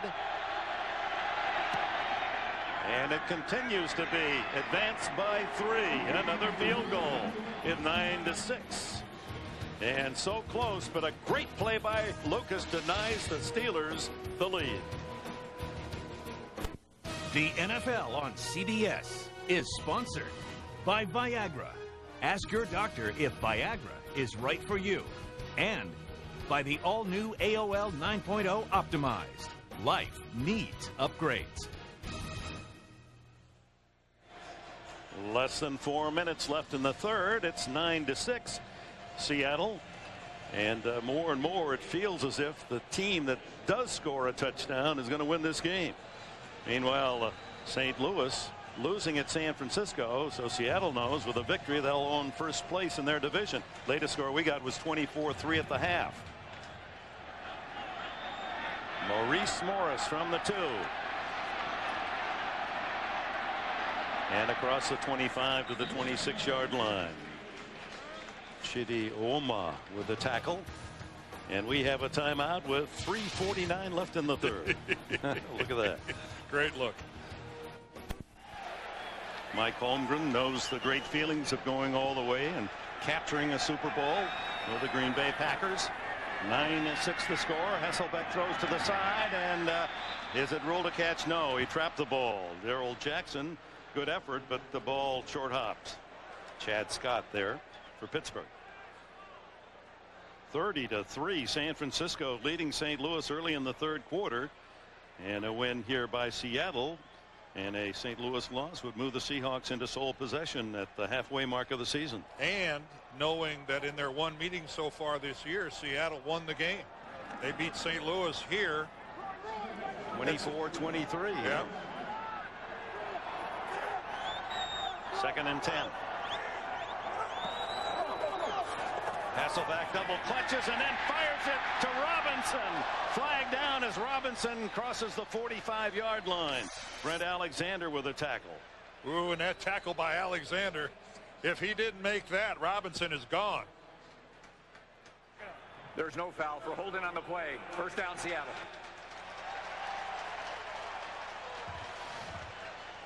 This is, first of all, a nice catch by Robinson. But then this move right there. Oh, and Alexander catches just the front of his left foot right there as he gets that left foot. Corin Robinson, it looked to me like he would have been gone. And Robinson caught by that foot and twisted a bit, limps off a bit. First down at the 46 for the Seahawks. Alexander, a quiet day for him, and may have gotten a yard at best. Well, we haven't heard from Jim Nantz. Let's check on a update. All right, guys, thank you very much. Coast to coast, we got the Bengals and Cardinals update, and it's Blake here finding the rookie Anquan Boldin for the touchdown. Yes, he's across. 17-14 lead in the desert for the Cardinals. Let's go back to Dick and Dan. All right, thank you, Jim. Arizona trying to slow down a little momentum for the Bengals. Arizona 2-5. Hasselbeck goes to the screen. Alexander finds some daylight and moves into Pittsburgh territory, and it looks as if a first down at the 43. It was great to see that big crowd there for the Cardinals game on Monday night, wasn't it? It was. Oh, that's right. The Cardinals weren't playing there on Monday night. That was a different deal. That's what. But maybe that's what they should do. Open the gates. Come on in. You might enjoy it. What a cheap shot that was. I'm sorry. Good looking screenplay here. Sean Alexander, again, not finding much running room, taking the handoff, so get him involved in the passing game. Hasselbeck, the quick hit. And to the 39-yard line to Jackson. Scott with an immediate tackle. And listen to the crowd. Yes, that was me. I caught it. Well, that's the way to take it. The Bronx cheer comes from these Seattle fans, but Jackson wearing a smile. He understands. Darn right. That's a darn good response right there by Darrell Jackson. You know, that's the way to play along with it. Now, catch a couple more in a row, and the love fest will be back on. Meanwhile, Alexander finding some running room for the first time and has a first down at the 33-yard line. Well, a great night tonight on CBS. 60 Minutes starts at right after 60 minutes, 8 o'clock. You'll join the stars of CBS Sports along with the greatest stars in TV history as they gather to celebrate CBS at 75. That's live tonight after 60 minutes, all the way back to the Ed Sullivan Show on Sunday night, which was a ritual for many of us old timers. I think some of the old CBS folks will be there. Pat Summerall, Phyllis George will be. Irv Cross, well, that'll be great. Going back down memory lane. Fake to Alexander. No, he keeps it at the 30-yard line and a gain of 3. Good fake by Hasselbeck carrying it out. This is our 4,300th game. Somebody really counting back in New York, and the first was the Redskins Steelers at old Forbes Field when Chris Schenkel and Jim Gibbons had the call. And this 2003 season will culminate down in Houston, Texas on February 1st as CBS does the Super Bowl. It always makes every season all the more exciting, each game more exciting here on CBS. Hasselbeck eludes some trouble and makes a great throw to Ingram, and Bobby Ingram with a first down inside the 20. And that'll be the final play of this third period. Seattle on the march, leading 9-6. We'll return to Seahawks Stadium after this message and a word from your local station. You're watching the NFL on CBS. Some of the sights of Seattle here.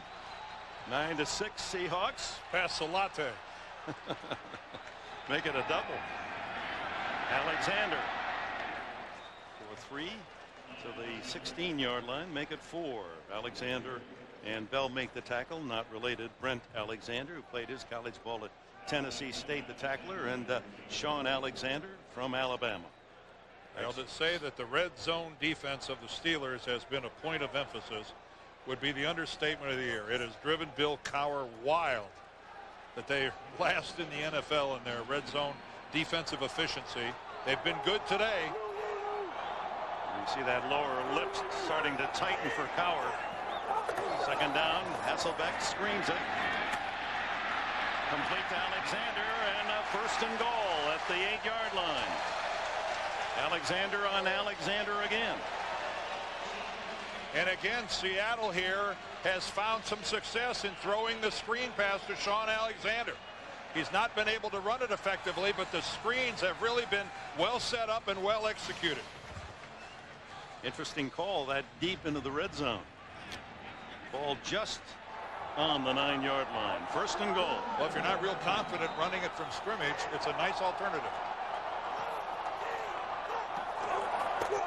Alexander. And he is met by a wave of Steeler tacklers led by big old Casey Hampton, the 320-pound nose tackle from Texas. As we're in the fourth quarter, you know every one of these Steelers is well aware of the fact that the Ravens won earlier today and have improved their record in the AFC North, and that is absolutely a killer. They've gone to 5-3, and that means if the Steelers don't win today, that they would drop to 2-6. And you know a wild card team isn't coming out of that division. Second and goal. Here's the full blitz, and they get to Hasselbeck. It's Mike Logan, the safety, who shot through. And fortunate, Hasselbeck not to fumble as he had that ball ready to throw, and Logan got him from the backside. That's 5 sacks now for Pittsburgh. right there. He was going for the ball. Yeah, he was going for the football, and Matt just found nobody open downfield.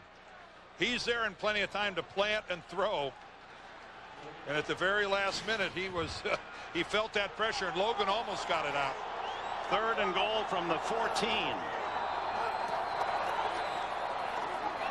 Hasselbeck firing. Touchdown, Robinson. No, Darrell Jackson. It's Jackson. Well, there is the real chance to cheer. Darrell Jackson with a fingertip catch and a touchdown.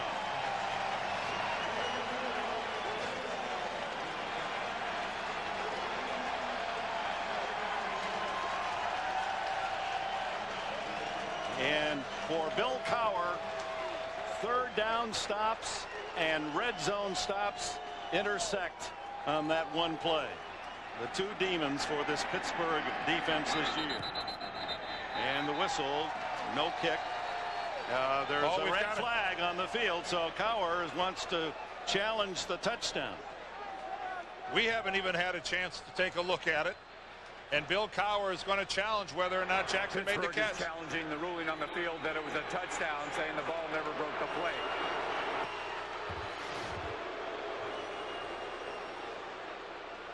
Let's see if the ball breaks the plane. There's the catch by Jackson.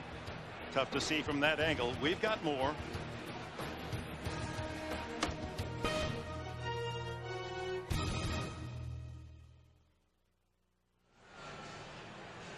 This score by Seattle's being challenged, but let's take a look. Did he make the catch? No question. It is a catch by Darrell Jackson. Question B, is the football across the plane? And the answer to that, definitively yes. There's no doubt that the ball is across the plane in the end zone, and I think Bill Levy's going to tell us that now. The receiver did, in fact, catch the ball. The ball did cross the line, the goal line. It is a touchdown. Pittsburgh will be charged for the first time out. Is there an echo here in the booth? I thought you just said that. Well, it was pretty clear cut. So 15-6 in the extra point try coming up. That was some drive. 74 yards and 13 plays for the Seahawks. And how about Darrell Jackson now back among the living?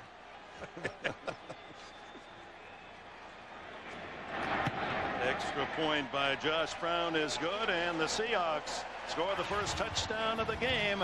It comes with 12:28 left in the fourth. The NFL on CBS is sponsored by Best Buy. Thousands of possibilities. Get yours. Expedia.com. Don't just travel. Travel right. And by the all-new Ford Freestar. Pure genius. If you haven't looked at Ford lately, look again.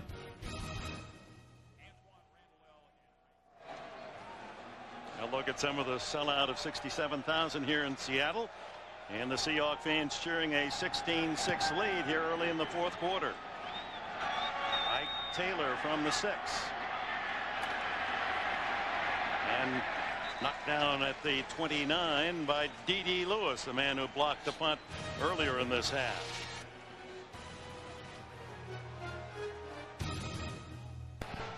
Well, a great night tonight on CBS, and Wednesday here on CBS. Don't miss one of music's hottest superstars, Shania Twain. All your favorites will be performing on the Country Music Association Awards live Wednesday on CBS.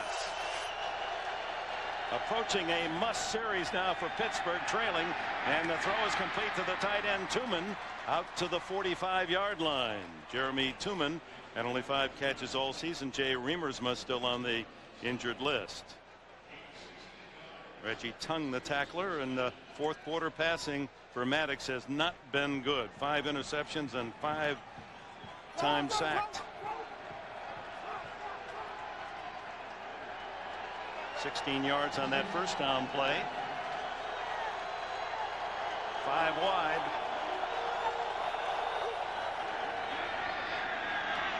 And they go right back to Tooman.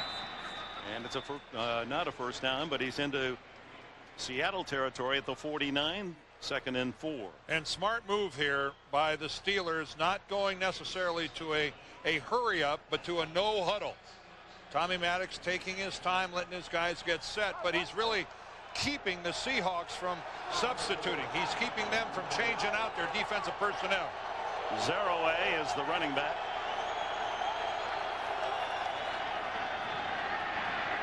Nothing inside, nothing outside. Chike Okafor makes another fine play defensively. Really stuffed at the point of attack by Ray Rhodes' defense. Okafor gets inside and forces Zeroué back to the outside, and that's just tough to do in this league. When you start spinning all the way back around to the outside, you see that happen a lot in college football, but with the speed of NFL defenses, not very often. You talk about second effort by a running back. Well, there's a second effort by Okafor. On third down, Maddox. Is it? No. That's got to be interference. Lucas all over him, but we don't see a flag. Now it comes in. All right, Hines Ward and Lucas in a wrestling match for that low pass. I don't know if we're going to get defensive holding or interference. Holding. Yeah. Number 24 defense. 5-yard penalty. Automatic first down. On third down, that's a big call. Mike Holmgren winces at the result. Sean Springs, the corner, flagged for it.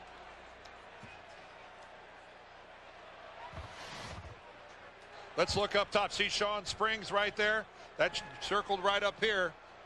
That's Sean Springs, and he really had a hold of Antoine Randall and turned him all the way around, and the field judge saw it and threw the flag. That was the play underneath the Wards and Lucas confrontation going for the pass. 5 wide, shotgun Maddox, first down. On the run, short completion, hit immediately as Zeroué, as Marcus Trufant from the corner made the stop.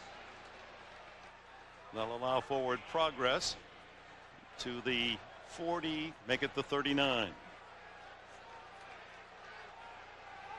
Again, no huddle as the clock ticks down to the 10-minute mark here in the fourth quarter.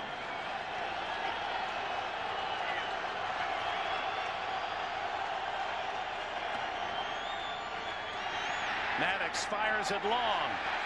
Complete to Burris. He dives and he gets it to the 2-yard line. Plexico Burris, with all that height advantage, he's a half-foot taller than the man defending him, Marcus Trufant, the rookie corner. And I can't believe Tommy Maddox got the ball all the way down there, because he just got smacked as he was throwing the football. The ball was underthrown, and Plexico Burris was able to realize it before Marcus Trufant, the corner, was able to come back. Burris getting away with a little bit of shove, too. Well, he saw the football, and he's the one that was able to react to it. But Tommy Maddox, what a job of getting the ball down there. Zeroué, the running back, to throw into the end zone. What a catch by Ward! Hines Ward with a touchdown. He had 2 last week, and here come a bunch of flags, and they may call Ward for pushing off.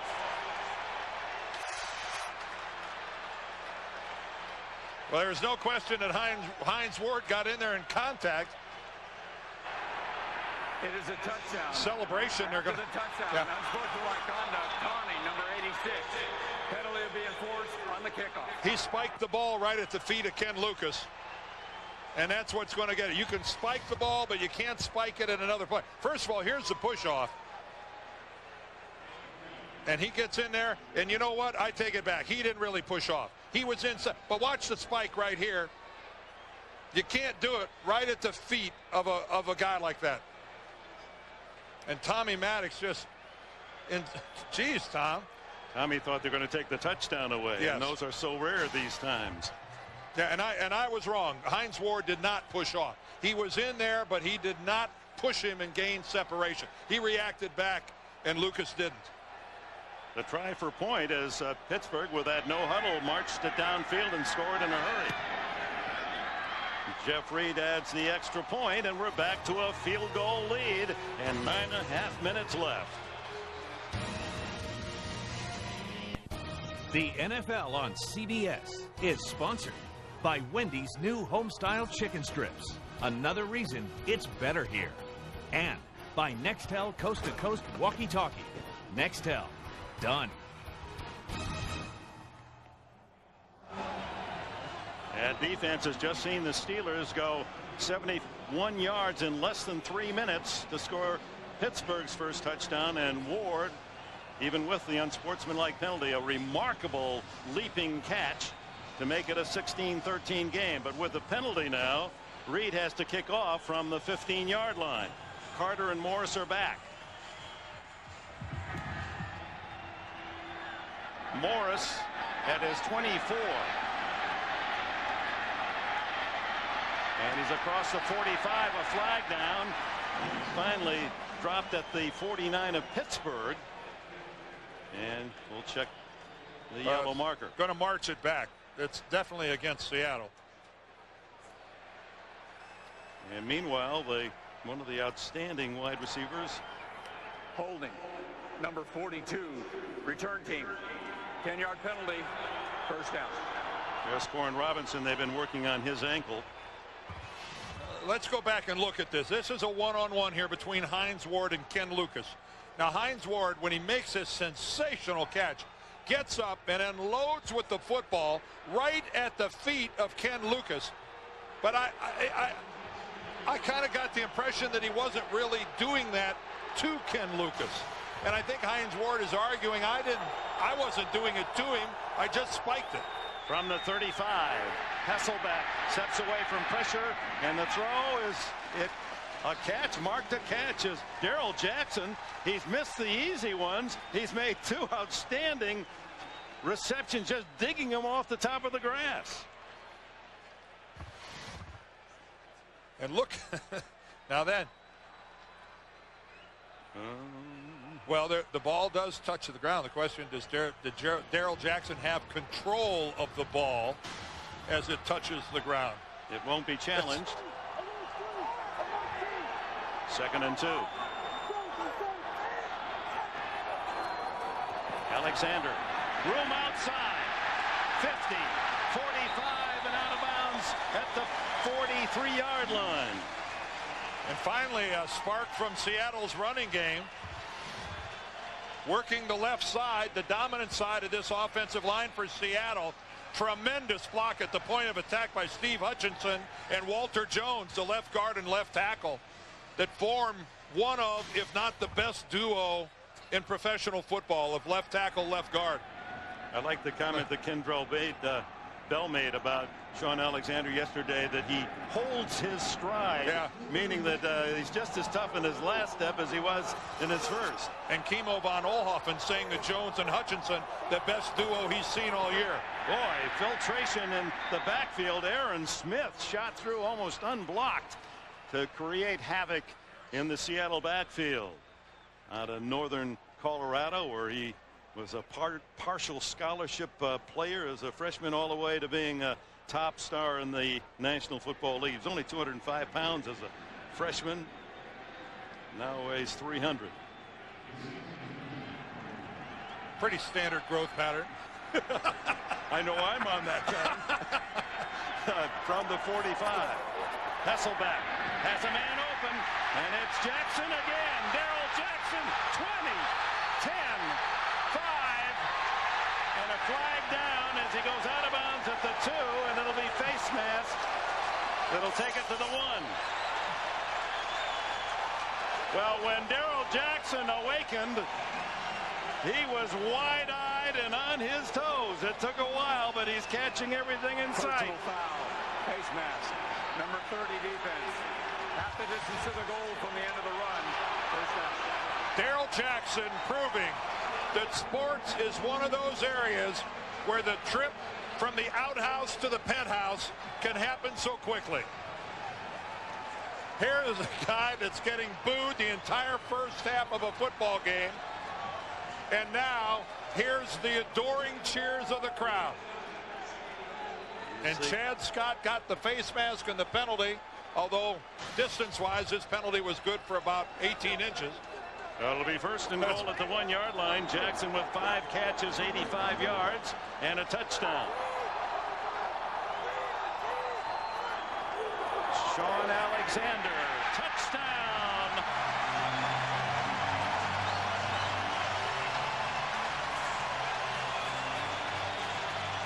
Alexander's 8th touchdown, 6 rushing of the season. Sean Alexander. Boy, and how quickly did Seattle come back and answer Pittsburgh's scoring drive. That's what good football teams do. The opponent that you have down gets back into the game, and you come right back and assert yourself. Took them only 2 minutes and 11 seconds. Brown adds the extra point. 65 yards in 5 plays, and Seattle back on top by 10.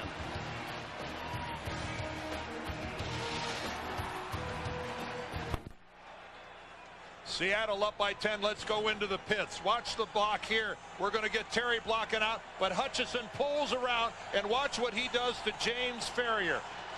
Gray, Tobeck with the block. There's Hutchinson. He just takes Ferrier completely out of the play. And from the 1-yard line, Sean Alexander not even touched going into the end zone. This guy hasn't been to a Pro Bowl yet. Missed a lot of last year with a broken leg. But Steve Hutchinson is quickly becoming one of the best guards in football. Randall L. and Ike Taylor, and Taylor from Louisiana Lafayette, the rookie. Thrown out of bounds as Bannister there to make the stop at the 29. And the coach of this outstanding Seattle offensive line is that guy, Tom Lovat, a long-time line coach who's been with Mike Holmgren in Green Bay, came with him here to Seattle, and Tom's retiring after this year. And my last 3 years in the league, back in the early 80s, Tom Lovat was my line coach with the St. Louis Cardinals. One of the game's really good guys. Tom, you'll be missed. He just looks like a good guy. He's a good man. 7:17 left and a flag and procedure call or false start. False start. Number 80 offense. 5-yard penalty. First down. Well, college football next Saturday, and a good one. You'll get a chance to see Eli Manning and the Ole Miss Rebels. They're going to take on Cadillac Williams and the Auburn Tigers. The action begins with Tim Brando and Spencer Tillman on Olympus College football today, next Saturday on CBS. I always wanted a nickname like Cadillac. You got Pinto. Bullwinkle. That's a long way from Cadillac. Plenty of noise as Maddox rolls and looks. Now throws, and it's Ward coming back to meet the ball and out of bounds at the 36-yard line. Back to the Sean Alexander touchdown, just to show you how productive he's been. If you count the last 2 seasons and this one, so 2.5 years, most touchdowns scored in the league, Priest Holmes with 46. Sean Alexander, he's a well-kept secret up here in the north. He has 42 touchdowns in 2.5 seasons.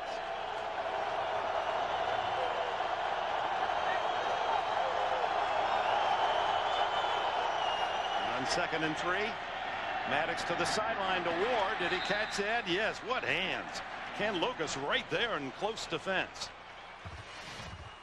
Boy, Hines is really showing that even though he's not unbelievably tall, he can really elongate, and a good catcher of the football with his hands.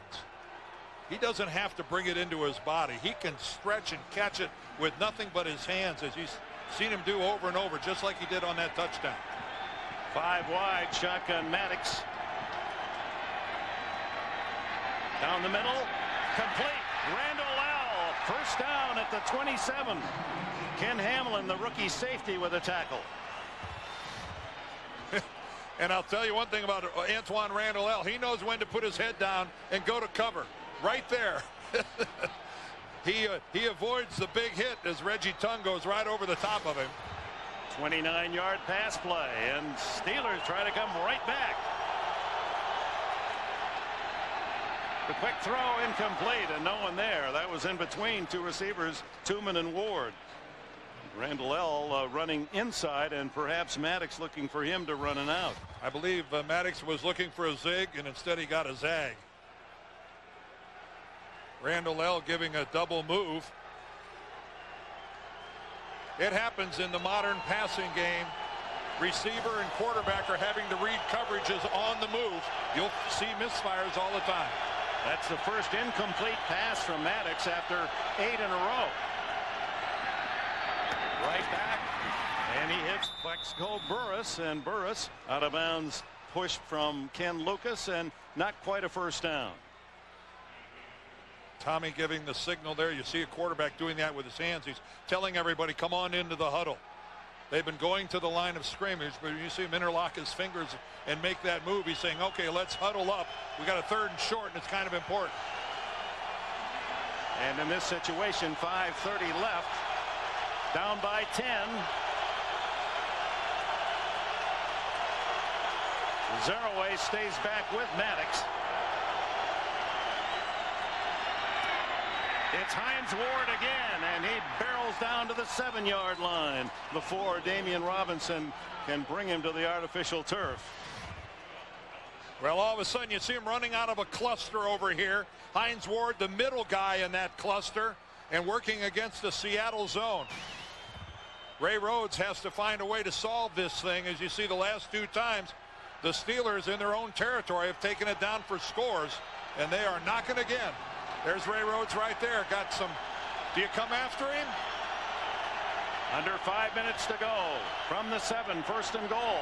Zeraway slipped as he took the handoff, and Cedric Woodard right there to make sure he didn't gain a yard. Cedric Woodard awfully close to making a throat slash move. I'm not sure if that's what he intended to do. That's an automatic 15-yard penalty in this league. And he better be careful of that. That's Russ Grimm. He's the Steelers offensive line coach. One of the old Hogs. My kind of guy. Big Russ. 2nd and goal from the 9. A 2-yard loss on 1st down.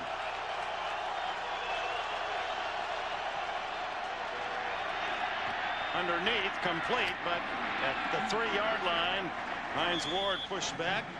Sean Springs and others. It'll be 3rd and goal. What's Hines Ward showing us so far this game? That he is a tough, reliable receiver who could care less about contact. Well, he seeks it out, don't you think? I mean, he catches a football in traffic, and he's getting peppered by guys, and he won't go down. 7 catches, 1 of them for a touchdown. Timeout call. And Tommy Maddox, he's hot. 6 of 7 this drive. Seattle uses a timeout. They have 1 remaining. They lost 1 on a challenge in this half. I'm not sure Mike Holmgren, he wants to talk to Bill Levy. After a very quiet game offensively, nothing but field goals to 9-6. This 4th quarter changing complexion.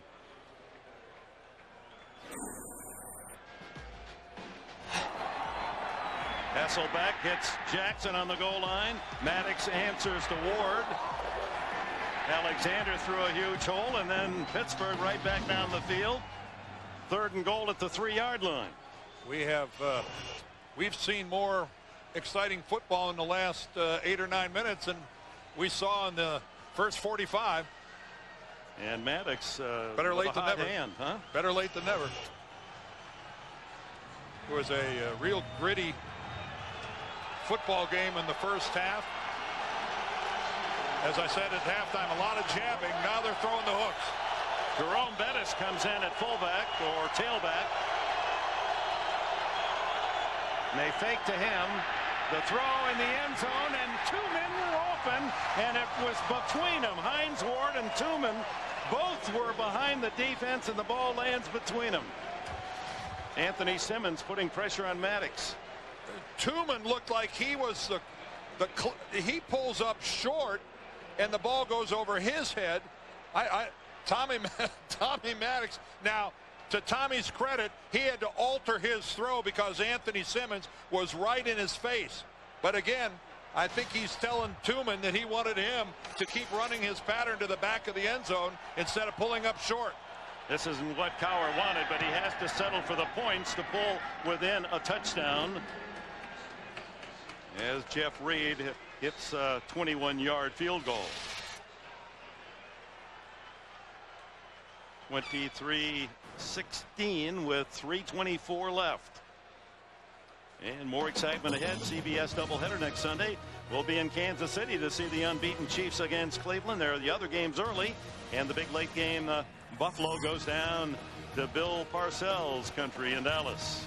Jim Nance, and our all-star cast in New York with all the scoops. 12 o'clock Eastern time, 9 for you folks out here on the West Coast. And tonight on 60 Minutes, to you downloading a movie off the internet, hey, that may not be a crime, but to the movie companies it is, and one way or another you're going to pay for it. Tonight on 60 Minutes, then CBS invites you to the greatest live television reunion of all time. All the stars who made TV history. CBS at 75 live tonight right here on CBS. I'm on the show too. There I am, right? In your dreams. Tom Selleck, pretty good athlete himself. Hey, I hear it all the time. Yeah. I hear it all the time. Hey, Tom. Yeah. How come we never hear that? Hey, quickly, down under. How was it there? Is it an onside kick? They line up as if at least they want Seattle to see it. And that's not a bad ploy, because if you align defensively against the onside, then you kick it down and you have a good chance of pinning them deep. And Seattle has to spend its last time out. Cowher, of course, as you'll recall, against Dallas in the Super Bowl, used the onside kick very effectively. And again, let's look at the reaction of Tommy Maddox. He's just once throw the flag. 3 years out of football, and storied career of Maddox, a #1 pick by Denver, as just a young guy, a sophomore out of UCLA, and career over selling insurance in Dallas, and said, I'm not going to give up, and XFL and arena football, and fought his way back to the NFL. Took his team to the playoffs last year. It's a Hollywood script.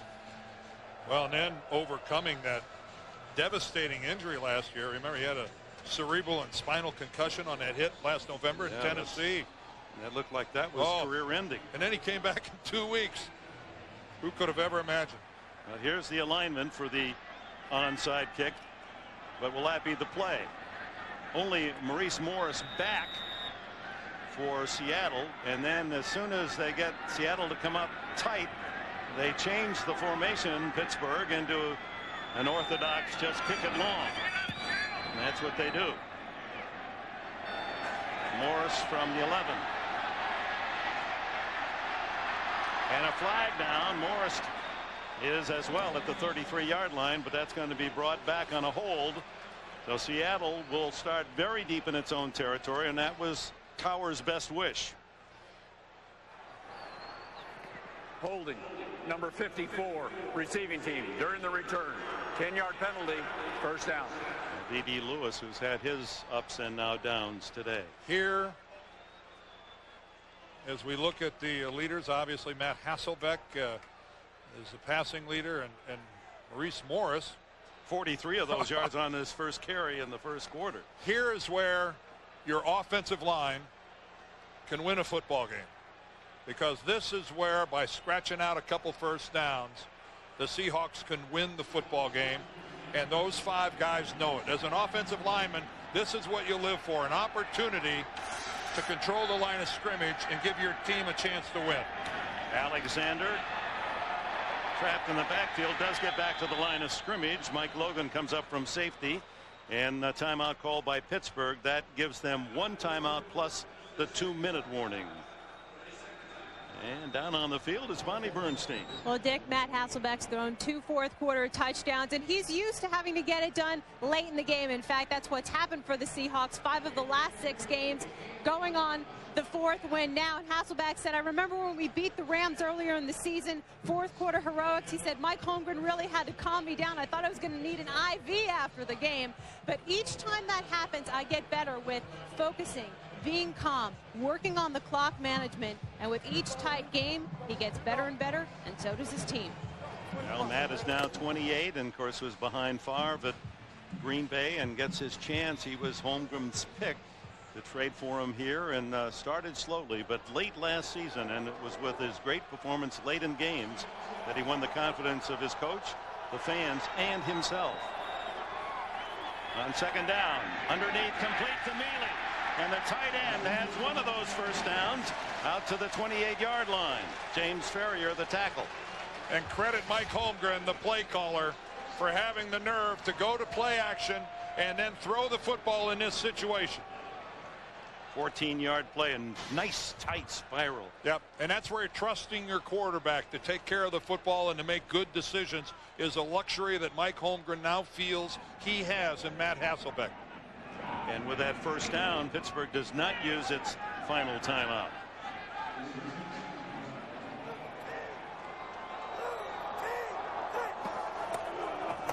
Alexander for a yard or two. A reminder, 60 minutes for those of you watching on the East Coast and Central Time after the game. West Coast, the usual programming, and then after 60 minutes, it'll be CBS 75 live reunion. No matter what your favorite TV show through the years, you'll see old clips, and some of the stars are there in person tonight. That'll be a wonderful night of nostalgia. Not sure.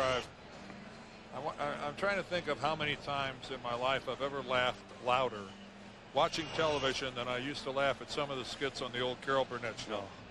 With Tim Conway. I laughed just when they introduced him. Oh my! And Harvey Korman. I'm sorry. It just it almost used to just cause me serious rib pains. Well, there's going to be some sports stuff. What was so funny was watching them trying not to laugh. That's which I do not know how they did. On second down, Alexander sweeps to the right, caught in the backfield and pushed back for a loss. And let's see if Pittsburgh will use its final timeout here with 15 seconds before the 2-minute warning. Oh, they've used them all now. Well, I'll so say this. Wait till the 2-minute warning. I'll say this, talking about the Seattle offensive line. It's been the Steeler defensive line this series which has really shut things down. Nothing on the ground. Back here in Seattle, the Seahawks 2 minutes away from apparently taking over sole possession of first place, and the Steelers 2 minutes away from 5 losses in a row. But we have a 3rd and 15 separating Pittsburgh from getting a chance to have one more chance to tie up this football game. And we saw Mike Holmgren go to the air to collect the first down. So far he's had nothing on the ground. Will he take the chance here, Dick? Will he take the chance here? Pittsburgh has no more timeouts, so he knows the clock working against Bill Cowher once he gets the football back. It figures with a run they're not going to get a first down, but they chew up the clock. If you throw an incomplete pass, that gives Pittsburgh an extremely valuable stoppage of the clock. In the NFC West, there are the standings coming in, but St. Louis well behind San Francisco down to the south. Will almost certainly drop to 5-3, and the AFC North firmly in command with the Ravens at 5-3, where they win today. And if Pittsburgh should lose this game, dropping to 2-6 would need a miracle, nothing short of a miracle in the second half of the season to make the playoffs. Here's the 3rd and 15 call, and it's a draw play to Alexander, and he gets out to the 35-yard line, picks up 12 of the 15 yards, and that'll bring up 4th down, but it lets the time shoo away. Smart play. You just can't run the risk of throwing an incomplete pass and stopping the clock. Brent Alexander gets up slowly and limps off. See, with a running play like that, it's a 40-second play clock that starts to run immediately on the conclusion of the play. And again, with Pittsburgh not able to stop the clock, Mike Holmgren knows he can take this snap all the way down within 5 seconds. Randall L. force, as you know, 84-yard touchdown punt return last week, longest in Pittsburgh history. Ruins kick. Randall L. at the 21. Whoa! Great job of covering Randall L. They turned him inside out. Willie Williams leading the way. Jean-Philippe Darche, the snapper, also got in on the action. Watch him get spun around. Randall L. trying to make something happen and gets his legs pinned back underneath him. Whoa, talk about where some flexibility comes into play. Willie Williams just bent Antoine Randall L. completely backwards. 65 seconds to go.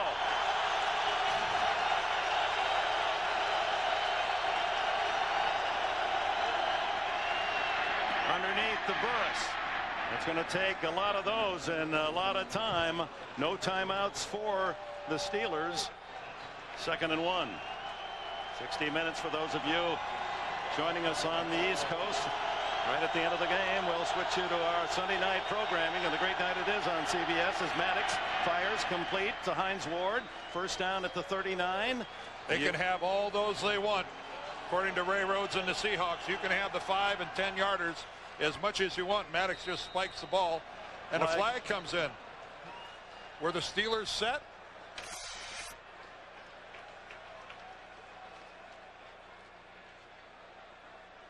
Ball is at the 39, almost the 40-yard line. Illegal formation. Number 80 did not have his shoulders parallel to the line of scrimmage. 5-yard penalty.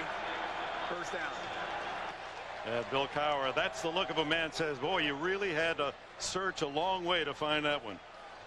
But it's a call, and it's the 11th penalty against his team. When you're on your way to losing 5 in a row, sometimes I think you do feel like it's a vendetta that everyone is out to get you. Events are conspiring against us. Look at that. Look at those quarterback compare. Both of them 31 attempts. The yardage, touchdowns almost identical. That's remarkable. They're so close. Only 33 seconds for the Steelers. Maddox goes long for Chris Doring, and it's almost intercepted by Lucas. And Lucas was in perfect position. And for a minute there, Doring was about 2 steps beyond Lucas. He almost got past him there. Tommy Maddox ended up on the ground, not a vicious. Doring right there starting to move past Lucas, but then realized the ball was back around the outside, and give Doring a lot of credit. He came back and broke up. Would have been a sure interception by Ken Lucas. And Maddox unable to get that left foot planted and throw it longer. 27 seconds. Throws for Burris, out of bounds. And again, Randall on Maddox as he delivered the ball.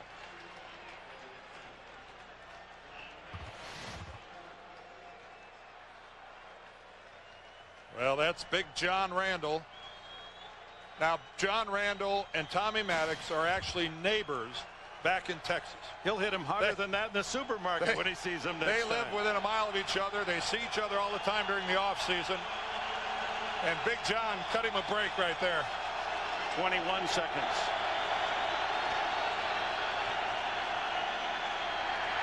Chad Brown forces the early throw. And they're down to their last down. 4th down and 16 seconds. Obviously, Chad Brown and Tommy Maddox are not neighbors. That was apparent from the very first play. Safe to say that Chad and Tommy do not live by each other, because Chad has been a thorn in Tommy Maddox's side all day long. Brown didn't play last week, and he made up for it this week. Outstanding game. They need 15 yards for a first down. Dan Rooney, the president of the Steelers, looks on. Maddox down the middle to Burris. And any laterals. The tackle made short of the first down, and the Seahawks, with a big victory against the Steelers today, now are 10 seconds away from confirming a 10-point or a 7-point victory. On 4th and 15, allowing the short pass, and a good smart play by the rookie Marcus Trufant, realizing the lateral was coming and playing the lateral instead of the guy. This will be the first 5-0 start for the Seahawks at home in almost 20 years, since 1984. As St. Louis and San Francisco not a finalist yet, but it appears the Seahawks will have a 1-game lead atop their division. And Dick, critics will say the Seahawks haven't beaten a really good football team, haven't beaten anybody with a winning record, but you know what? They're 6-2, and that speaks for itself. Final score 23-16. Cowher and Holmgren, two longtime coaching friends, meet at midfield. Stay tuned for 60 Minutes. This is Dick Enberg, Dan Deerdorf, Bonnie Bernstein in Seattle.